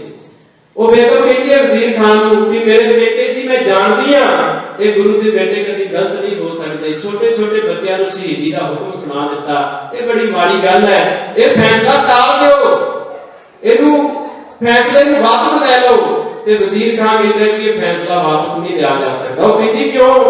ਕਹਿੰਦਾ ਇੱਕ ਕਾਜ਼ੀ ਨੇ ਸੁਣਾਇਆ। ਉਹ ਅੱਗੇ ਹਵਾਲਾ ਦਿੰਦਾ, ਕਾਜ਼ੀ ਨੇ ਸੁਣਾਇਆ। ਇਤਿਹਾਸਕਾਰ ਲਿਖਦੇ ਨੇ, ਸਰਦਾਰ ਸੰਤਾ ਸਿੰਘ ਜੀ ਤਾਤ ਦੇ ਇਤਿਹਾਸਕਾਰ ਹੋਏ ਨੇ, ਉਹ ਕਹਿੰਦੇ ਵਜ਼ੀਰ ਖਾਨ ਦੀ ਘਰਵਾਲੀ ਨੇ ਛੱਤ ਤੋਂ ਛਾਲ ਮਾਰ ਕੇ ਆਤਮ ਹੱਤਿਆ ਕਰ ਲਈ ਸੀ। ਉਹ ਵੇਖ ਨਹੀਂ ਸਕੀ ਸੀ। ਮੈਂ ਗੱਲ ਵੀ ਜ਼ਿਕਰ ਕਰਦਾ ਸੀ ਵੀ ਅੰਮ੍ਰਿਤ ਤੇ ਜ਼ਹਿਰ ਦੋ ਚੀਜ਼ਾਂ ਨੇ, ਪਤਾ ਨਹੀਂ ਕਿੱਥੇ ਪ੍ਰਗਟ ਹੋ ਜਾਣੀਆਂ ਨੇ। ਦੋਵੇਂ ਚੀਜ਼ਾਂ ਸਾਡੇ ਅੰਦਰ ਨੇ। ਔਰੰਗਜ਼ੇਬ ਦੇ ਅੰਦਰ ਜ਼ਹਿਰ ਭਰਿਆ ਹੋਇਆ, ਉਹਨੇ ਜ਼ਹਿਰ ਹੀ ਪ੍ਰਗਟ ਕੀਤਾ। ਉਹਦੀ ਬੇਟੀ ਹੈ ਜ਼ੇਬੁਲ ਨਿਸ਼ਾ, ਉਹਨੇ ਅੰਦਰੋਂ ਰੂਹਾਨੀਅਤ ਵਾਲਾ ਅੰਮ੍ਰਿਤ ਪੈਦਾ ਕੀਤਾ। ਇਹ ਪਤਾ ਨਹੀਂ ਕਿੱਥੇ ਪ੍ਰਗਟ ਹੋ ਜਾਣੇ ਨੇ। ਇੱਕ ਪਾਸੇ ਗੁਰੂ ਅਰਜਨ ਸਾਹਿਬ ਹੈ, ਨਾਲ ਹੀ ਉਹਨਾਂ ਦਾ ਭਰਾਤਾ ਹੈ ਬਿਰਥੀ ਚੰਦ। ਗੁਰੂ ਅਰਜਨ ਸਾਹਿਬ ਨੇ ਅੰਦਰੋਂ ਅੰਮ੍ਰਿਤ ਪ੍ਰਗਟ ਕਰ ਲਿਆ ਤੇ ਬਿਰਥੀ ਚੰਦ ਨੇ ਆਪਣੇ ਅੰਦਰੋਂ ਜ਼ਹਿਰ ਪ੍ਰਗਟ ਕਰ ਲਿਆ, ਵਿਰੋਧਤਾ ਪ੍ਰਗਟ ਕਰ ਲਈ। ਇਹ ਪਤਾ ਨਹੀਂ ਕਿੱਥੇ ਹੋ ਜਾਣਾ ਹੈ। ਔਰ ਗੁਰੂ ਪਿਆਰਿਓ, ਜਿਹੜਾ ਇਹੀ ਸਿੱਖੀ ਦਾ ਅਸਲ ਵਿੱਚ ਵਿਲੱਖਣਤਾ ਹੈ, ਸਿੱਖੀ ਦੀ ਮਹਾਨਤਾ ਇਸੇ ਵਿੱਚ ਹੈ। ਇੱਥੇ ਪੁੱਤਰਾਂ ਨੂੰ ਇਹ ਵੇਖ ਕੇ ਗੁਰਤਾ ਨਹੀਂ ਦਿੱਤੀ ਜਾਂਦੀ ਕਿ ਇਹ ਗੁਰੂ ਦਾ ਪੁੱਤਰ ਹੈ। ਇੱਥੇ ਗੁਰੂ ਨਾਨਕ ਸਾਹਿਬ ਭਾਈ ਲਹਿਣੇ ਦੀ ਚੋਣ ਕਰ ਲੈਂਦੇ ਨੇ, ਕਿਉਂਕਿ ਪੁੱਤਰ ਯੋਗ ਨਹੀਂ। ਸਤਿਗੁਰ ਨੇ ਬਾਣੀ ਵਿੱਚ ਵੀ ਜ਼ਿਕਰ ਕੀਤਾ ਹੈ, ਭਾਈ ਸੱਤਾ ਤੇ ਬਲਵੰਡ ਜੀ ਨੇ, ਪੁੱਤਰੀ ਕੌਲ ਨਾ ਪਾਲਿਓ। ਪੁੱਤਰਾਂ ਨੇ ਸਿੱਖੀ ਵਾਲਾ ਕਮਲ ਨਹੀਂ ਪਾਲਿਆ, ਯੋਗ ਨਹੀਂ। ਤੇ ਸਤਿਗੁਰੂ ਕਹਿੰਦੇ ਭਾਈ ਲਹਿਣਾ ਗੁਰਤਾ ਗੱਦੀ ਦਾ ਵਾਰਸ ਹੋਏਗਾ। ਇਹ ਸਿੱਖੀ ਦੀ ਵਿਲੱਖਣਤਾ ਹੈ। ਇੱਥੇ ਕਿਸੇ ਦੇ ਗੁਣ ਵੇਖ ਕੇ ਉਹਨੂੰ ਜ਼ਿੰਮੇਵਾਰੀ ਦਿੱਤੀ ਜਾਂਦੀ ਹੈ, ਫਿਰ ਭਾਵੇਂ ਉਹ ਕਿਸੇ ਵੀ ਧਰਮ ਨਾਲ, ਜ਼ਾਤ ਨਾਲ, ਰੰਗ ਰੂਪ ਵੇਸ਼-ਭੂਸ਼ਾ ਨਾਲ ਸੰਬੰਧ ਕਿਉਂ ਨਾ ਰੱਖਦਾ ਹੋਵੇ। ਸੋ ਗੁਰੂ ਤੇਗ ਬਹਾਦਰ ਸਾਹਿਬ ਜੀ ਤੋਂ ਪਹਿਲਾਂ ਭਾਈ ਮਤੀ ਦਾਸ ਨੂੰ ਸ਼ਹੀਦ ਕਰਨ ਦਾ ਹੁਕਮ ਜਦੋਂ ਕਾਜ਼ੀ ਸੁਣਾਉਣ ਲੱਗਾ, ਕਿਉਂਕਿ ਕਾਜ਼ੀ ਇੱਕ ਧਰਮ ਨੁਮਾਇੰਦਾ ਸੀ, ਆਗੂ ਸੀ। ਜਿਹੜੀ ਗੱਲ ਹਾਕਮ ਨੇ ਕਹਿਣੀ ਹੁੰਦੀ ਸੀ ਉਹ ਕਾਜ਼ੀ ਦੇ ਮੂੰਹ ਚੋਂ ਕਢਾਉਂਦਾ ਸੀ। ਅੱਜ ਕਾਜ਼ੀ ਅਬਦੁਲ ਵਹਾਬ ਗੋਰਾ ਉਹਦਾ ਨਾਮ ਸੀ, ਜਿਨੇ ਗੁਰੂ ਤੇਗ ਬਹਾਦਰ ਸਾਹਿਬ ਨੂੰ ਵੀ ਸ਼ਹੀਦੀ ਦਾ ਹੁਕਮ ਦਿੱਤਾ ਸੀ। ਸੋ ਗੁਰੂ ਪਿਆਰਿਓ, ਸਭ ਤੋਂ ਪਹਿਲਾਂ ਭਾਈ ਮਤੀ ਦਾਸ ਨੂੰ ਆਖਿਆ, ਮਤੀ ਦਾਸ ਜੀ ਤੁਹਾਨੂੰ ਆਰੇ ਦੇ ਨਾਲ ਚੀਰਿਆ ਜਾਣਾ ਹੈ। ਮਤੀ ਦਾਸ ਜੀ ਦਾ ਚਿਹਰਾ ਖਿੜਿਆ, ਕਹਿੰਦੇ ਵੀ ਕੋਈ ਗੱਲ ਨਹੀਂ, ਚੀਰਿਆ ਜਾਣਾ ਹੈ। ਬੜੀ ਖੁਸ਼ੀ ਦੀ ਗੱਲ ਹੈ, ਚਾਹ ਹੈ ਮੈਨੂੰ कि मैं गुरु तेग बहादुर साहब जी के सामने शहीद होवांगा। शहीद होना तो वैसे ही, क्योंकि जो आशिक हैं शहादत के वो जीना छोड़ देते हैं, खिलौना समझकर जिस्म को खुशी से फोड़ देते हैं। ना तख्तों ना प्रकार जो लाहौरों की हसरत है खुदा की खुदाई दे तो वापस मोड़ देते हैं। शहीद की जो मौत है वो कौम की हयात है। हयात तो हयात है, यहाँ मौत भी हयात है। हयात अर्थ होता है जिंदगी, इत्थे मौत नूं भी जिंदगी समझिया जाता है। साडी सिख कौम दी इन्नी लंबी आरज़ू दा कारण है कि इत्थे शहीदियां ने। तुसीं दे दिन वेखो ना ते साल विच बहुते दिन इत्थे इदां दे होंदे ने। मैं कई बार सोचदा कि जिवें साल चढ़दा है ना ते सानू माघी दी जंग दा असीं जिक्र करदे आ, थोड़ा जिहा अगे चले जाओ विसाखी दे नेड़े असीं फिर किन्नियां जंगां दा गल करदे आ, फिर साडा घल्लू घारे वापरे जून दे विच। इसे तरह सारे सिस्टम चलदा रहिंदा है। ते आ नवंबर ते दसंबर दे असीं कहने शहीदी महीना जां शहीदी हफ्ते दे नाल जाणदे आ। इन्नियां शहीदियां चाह नाल शहीद होण वास्ते कहंदे काजी आखदा दस का मती दासा तेरी आखिरी इच्छा की हल होवे, मंग ले जो कुछ मंगना तू वो हाजिर भी ऐसे पल होवे। और चाहता सी गुरु तेग बहादुर साहब के सामने बिठा के मैं इन्हां दे सिखां नूं सिੱਖੀ तो डोला देंगा ते जे सिख डोल गए ना ते गुरु तेग बहादुर साहब भी डोल जाणगे। पर कहते अगों आखिया मती दास हस के ते और मेरी आखिरी इच्छा ये हल होवे। काजी बड़ा खुश होया कि कुछ मंगण लगा है, स्वार्थ विच पै गया, डोल गया। वो कहंदा मेरे सीस उत्ते जदों चले आरा मेरा मुंह गुरु दे वल होवे। काजिया याद रखी आरा चला, पर आखिरी इच्छा मेरी ये है कि मेरे सीस उत्ते जदों आरा चलेगा मेरा मुंह गुरु दे वल होना चाहिए। इत्थे तां जे कोई माड़ा मोटा भी कोई बीमार हो जाए उसे वेले गुरु वालों पासा पलट लैंदा भी पता नहीं गुरु विच ताकत ही है नहीं, समर्था ही है नहीं, भरोसा देखो किन्ना है गुरु ते। दूजे नंबर ते भाई दयाला जी नूं देग दे विच उबाल के गर्म पानी दे विच देग बनाई गई। देग कहते ने एक बड़ा बर्तन, ਉਹਦੇ ਵਿੱਚ ਪਾਣੀ ਨੂੰ ਗਰਮ ਕੀਤਾ ਗਿਆ, ਵਸੀਅਤ ਦੇ ਕੇ ਸ਼ਹੀਦ ਕਰ ਦਿੱਤਾ ਗਿਆ। ਸਮਾਂ ਮੇਰਾ ਸੰਖੇਪ ਹੈ, ਇਸ ਕਰਕੇ ਮੈਂ ਸੰਖੇਪ ਵਿੱਚ ਜ਼ਿਕਰ ਕਰ ਰਿਹਾ। ਤੀਜੇ ਨੰਬਰ ਤੇ ਭਾਈ ਸਤੀ ਦਾਸ ਜੀ, ਇਹ ਗੁਰੂ ਘਰ ਦਾ ਬੜਾ ਜ਼ਿੰਮੇਵਾਰ ਇਨਸਾਨ ਸੀ, ਬੜਾ ਜ਼ਿੰਮੇਵਾਰ ਸਿੱਖ ਸੀ। ਮੈਂ ਬੇਨਤੀ ਕਰ ਰਿਹਾ ਸੀ ਕਿ ਸੰਸਥਾ ਜ਼ਿੰਮੇਵਾਰੀ, ਤੁਸੀਂ ਕੱਲੇ ਸਿੱਖ ਦਾ ਜੀਵਨ ਵੇਖੋ ਕਿ ਜ਼ਿੰਮੇਵਾਰੀਆਂ ਕਿੰਨੀਆਂ ਵੱਡੀਆਂ ਨੇ ਉਹਨਾਂ ਦੇ ਕੋਲ। ਜਿਵੇਂ ਅੱਜ ਆਪਾਂ ਗੁਰਦੁਆਰਿਆਂ ਦੇ ਵਿੱਚ ਜਨਰਲ ਸੈਕਟਰੀ ਕਹਿ ਦਿੰਦੇ ਆ, पूरे दसवंध का हिसाब किताब भाई सती दास करता सी। इतना इसका गणित जिहड़ा सी इतना स्ट्रोंग सी कि गुरु ने इनू पूरे दसवंध की जिहड़ी हिसाब किताब की जिम्मेवारी सी वो गुरु तेग बहादुर साहब ने भाई सती दास नूं दे रखी सी। रूह विच लपेटिया गया ते अग ला दी गई, पर गुरु तेग बहादुर साहब डोले नहीं, पिंजरे विच ने। पिंजरा इदां दा ना तां बह सकदे ने ना खलो सकदे ने। अखीर वारी आई गुरु तेग बहादुर साहब दी, काजी सामने खलोता है, जलाल को बुलाया गया। जलालुद्दीन को कहते तीन शर्तां ने, तीन गल्लां ने, ध्यान नाल सुन लो। पहली है इस्लाम कबूल कर लो, नहीं करोगे कोई करामात दिखा दिओ, करामात नहीं दिखाओगे तो फिर शहीद होना, असीं तुहानूं कतल कर देवांगे। उन्हां दी भाषा विच कतल है, कहते कतल कर देवांगे। सतगुरु कहते भी इन्नियां कहानियां पाउण दी लोड़ नहीं है। साडे दादा गुरु अर्जन साहब पातशाह जी ने सानू शहीद होना सिखाया है। और दूजी गल मेरे सिख नहीं डोले तो मेरे तो तुसी डोलण दी आस कर भी नहीं सकते।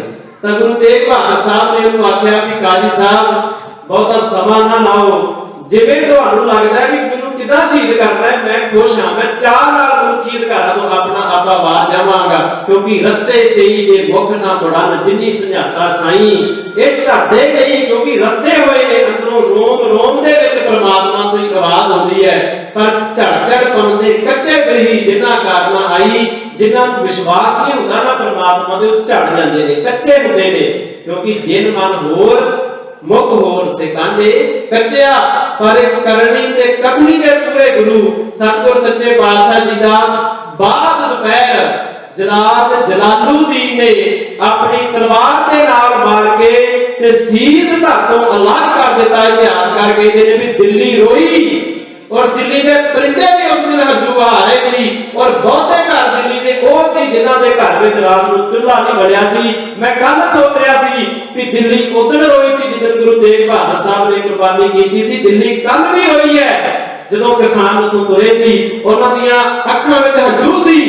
गुरु तेग बहादुर साहब दे पंचभूतक शरीर नूं बधाई उन्हां हंझूआं नाल दित्ती सी। कल किसानां नूं उन्हां ने हंझूआं नाल बधाई दित्ती है। वो सिख चले ने इन्ने बड़े बड़े किरदारां वाले सिख मुड़ चले ने, इन्हां नाल साडा प्यार सी, इन्हां नाल भावनावां जुड़ियां सी, रिश्ते बन गए सी उन्हां दे।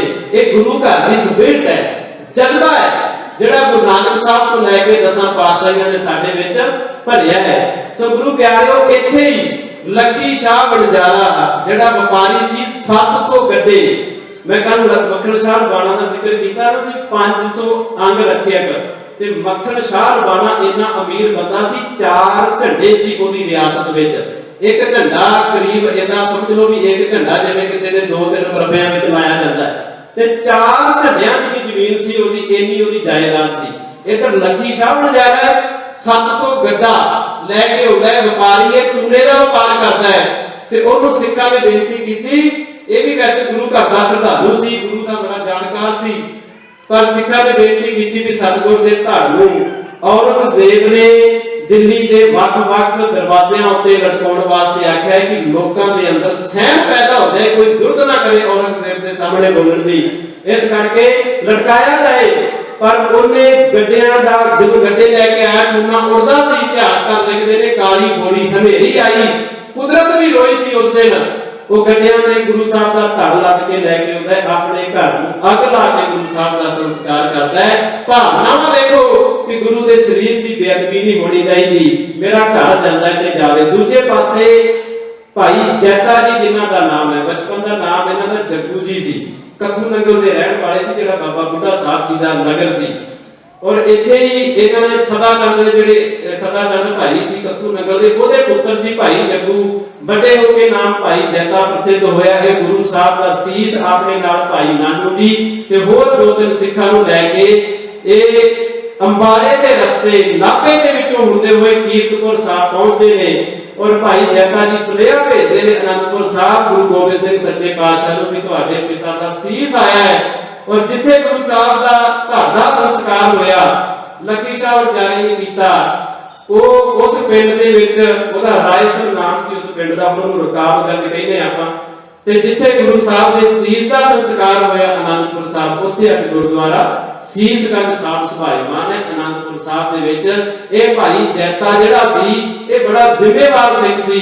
ਕੱਲੇ ਸਿੱਖ ਦੀ ਤੁਸੀਂ ਡਿਟੇਲ ਕੱਢ ਕੇ ਵੇਖੋ ਗੁਰੂ ਪਿਆਰਿਓ। ਜਦੋਂ 52 ਰਾਜੇ ਜਿਹੜੇ ਗੁਰੂ ਹਰਗੋਬਿੰਦ ਸਾਹਿਬ ਦੇ ਗਵਾਲੀਅਰ ਦੇ ਕਿਲੇ ਵਿੱਚੋਂ ਰਿਹਾ ਕਰਾਏ ਸੀ, 2 ਮਿੰਟ ਮੈਂ ਵੱਧ ਲੈਣ ਲੱਗਾ ਜੀ, ਮੇਰਾ ਸਮਾਂ ਸਮਾਪਤ ਹੈ। ਮੈਨੂੰ ਕਿਹਾ ਗਿਆ ਸੀ ਵੀ ਸਮੇਂ ਦਾ ਧਿਆਨ ਰੱਖਿਓ।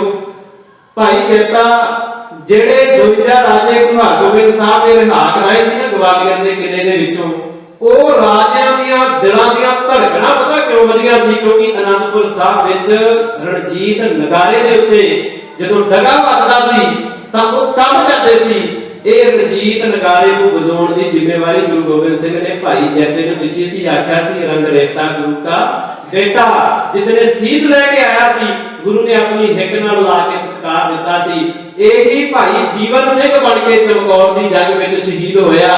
ਇਸੇ ਦਾ ਹੀ ਛੋਟਾ ਭਰਾ ਭਾਈ ਸੰਗਤ ਸਿੰਘ, ਇਸ ਦੇ 2 ਬੇਟੇ ਚਮਕੌਰ ਦੀ ਜੰਗ ਵਿੱਚ ਸ਼ਹੀਦ ਹੁੰਦੇ ਨੇ ਤੇ ਭਾਈ ਸੰਗਤ ਸਿੰਘ ਨੂੰ ਜ਼ਿੰਮੇਵਾਰੀ ਦਿੱਤੀ ਜਾਂਦੀ ਹੈ, ਕਿਉਂਕਿ ਇਹਦਾ ਮਹਾਂਦਰਾ ਗੁਰੂ ਗੋਬਿੰਦ ਸਿੰਘ ਜੀ ਦੇ ਨਾਲ ਮੇਲ ਖਾਂਦਾ ਸੀ। ਇਹੀ ਭਾਈ ਜੀਵਨ ਸਿੰਘ ਜਿਹੜਾ ਆਨੰਦਗੜ੍ਹ ਕਿਲੇ ਦੀ ਰਾਖੀ ਕਰਦਾ ਸੀ, ਉਹਦੀ ਸਿਕਿਉਰਿਟੀ ਦਾ ਧਿਆਨ ਰੱਖਦਾ ਸੀ, ਉਹਦੀ ਸੁਰੱਖਿਆ ਦਾ ਧਿਆਨ ਰੱਖਦਾ ਸੀ। ਇਸੇ ਭਾਈ ਜੀਵਨ ਸਿੰਘ ਨੂੰ 10,000 ਫੌਜ ਦਾ ਸੈਨਾਪਤੀ ਗੁਰੂ ਗੋਬਿੰਦ ਸਿੰਘ ਸੱਚੇ ਪਾਤਸ਼ਾਹ ਨੇ ਬਣਾਇਆ ਸੀ। ਐਵੇਂ ਨਹੀਂ ਭਾਈ ਜੈਤਾ ਗੁਰੂ ਤੇਗ ਬਹਾਦਰ ਸਾਹਿਬ ਦਾ ਸੀਸ ਚੁੱਕ ਕੇ ਲਾਇਆ, ਜੁਰਤ ਸੀ ਉਹਦੇ ਅੰਦਰ, ਉਹ ਸੈਨਾਪਤੀ ਸੀ, ਇੰਨਾ ਮਹਾਨ ਸਿੱਖ ਸੀ। ਸੋ ਗੁਰੂ ਪਿਆਰਿਓ, ਸਮੇਂ ਦੀ ਸਮਾਪਤੀ ਹੈ। ਬਹੁਤ ਸਾਰੀਆਂ ਵਿਚਾਰਾਂ ਜਿਹੜੀਆਂ ਮੈਂ ਸਾਂਝੀਆਂ ਕਰਨਾ ਚਾਹੁੰਦਾ ਸੀ, ਫਿਰ ਕਿਤੇ ਸਮਾਂ ਮਿਲਿਆ ਤੇ ਆਪਾਂ ਕਰਾਂਗੇ। 4 ਦਿਨ ਕਥਾ ਦੀ ਹਾਜ਼ਰੀ ਭਰਨ ਦਾ ਸੁਭਾਗ ਮੈਨੂੰ ਇਸ ਸਥਾਨ ਤੇ ਮਿਲਿਆ। ਆਪ ਸੰਗਤਾਂ ਨੇ ਅਥਾਹ ਪਿਆਰ ਨਾਲ ਸਤਿਕਾਰ ਨਾਲ ਨਿਵਾਜਿਆ ਹੈ।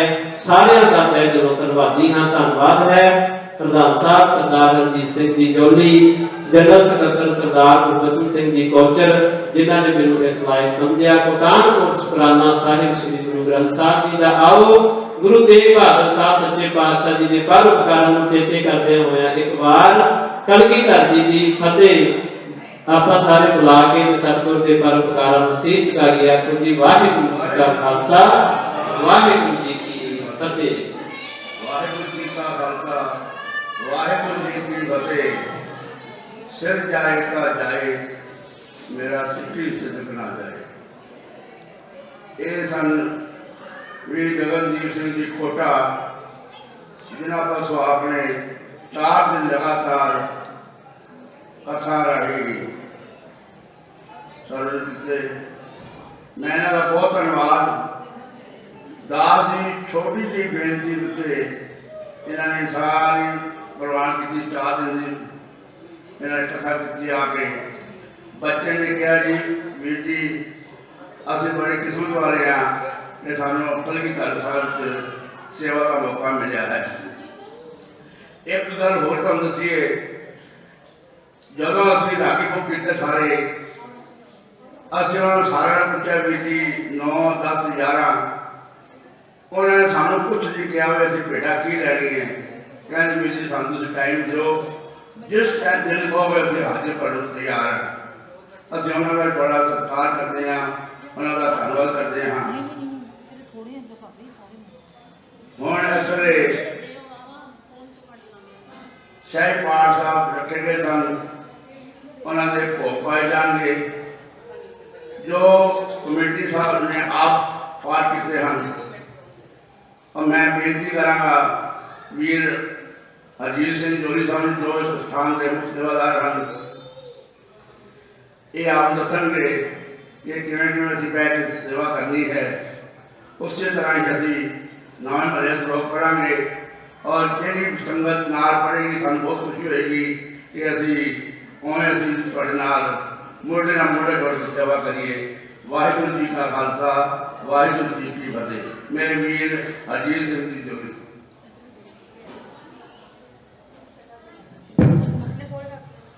वाहिगुरू जी का खालसा, वाहिगुरू जी की फतेह। वीर गगनदीप सिंह जी कोटा बोल रहे सन ते ऐ लगता सी कि मेरा ही हिरदा ये बोल रहा है, क्योंकि जो प्रबंधक की ड्यूटी हाथ से होवे तां जो इतिहास थोड़ा बहुत साहिबा ने बख्शिया वो भी साझा करने का मौका नहीं मिलता। असी चुनिया ऐसे व्यक्ति को जो गुरु साहब का अक्ष जिहड़ा है, दुनिया ने साडे सामने कोई अक्ष खोल कर दिता, पर जिहड़ा असली अक्ष है गुरु साहब का उन कड़ के संगत के सामने लिया सके। उन्नी तारीख असी जिस दिन नगर कीर्तन कढ़िया, उस तो बाद 9, 10, 11 ते अज सारे ही समय विच इन्होंने गुरु साहब जी के जुझारू रूप को साढ़े सामने लिया और जिहड़ा रूप दुनिया ने घड़ के साढ़े अखे रखने की कोशिश की, जिस गर्त में सानू धक्या जा रहा है उस वालों सावधान किया। मैं बहुत धन्यवादी हाँ इन्हों का। हालांकि मैंने लगता है दीवान तक समाप्ति तक रहेंगे। मैनू ये गल कह दिया कर दे कि तू हल्की समीक्षा भी कर देना जो मैं बोलता, पर अजे नहीं। जे अगला टाइम जो अगले रागी दोबारा मैं मिलिया, मैं जरूर तुहाडी गल्लां जिहड़ियां फिर कोट करांगा। हुण आपां सारिਆਂ ने मिल करके जो पाठ किया उन्होंने भोग पावांगे और बेनती भोग पाने तो बाद अरदास आपां इकट्ठी करनी है, जो साझी अरदास होनी है। सो आओ आपां रल मिल के नौवें पातशाह दे श्लोक पढ़िए।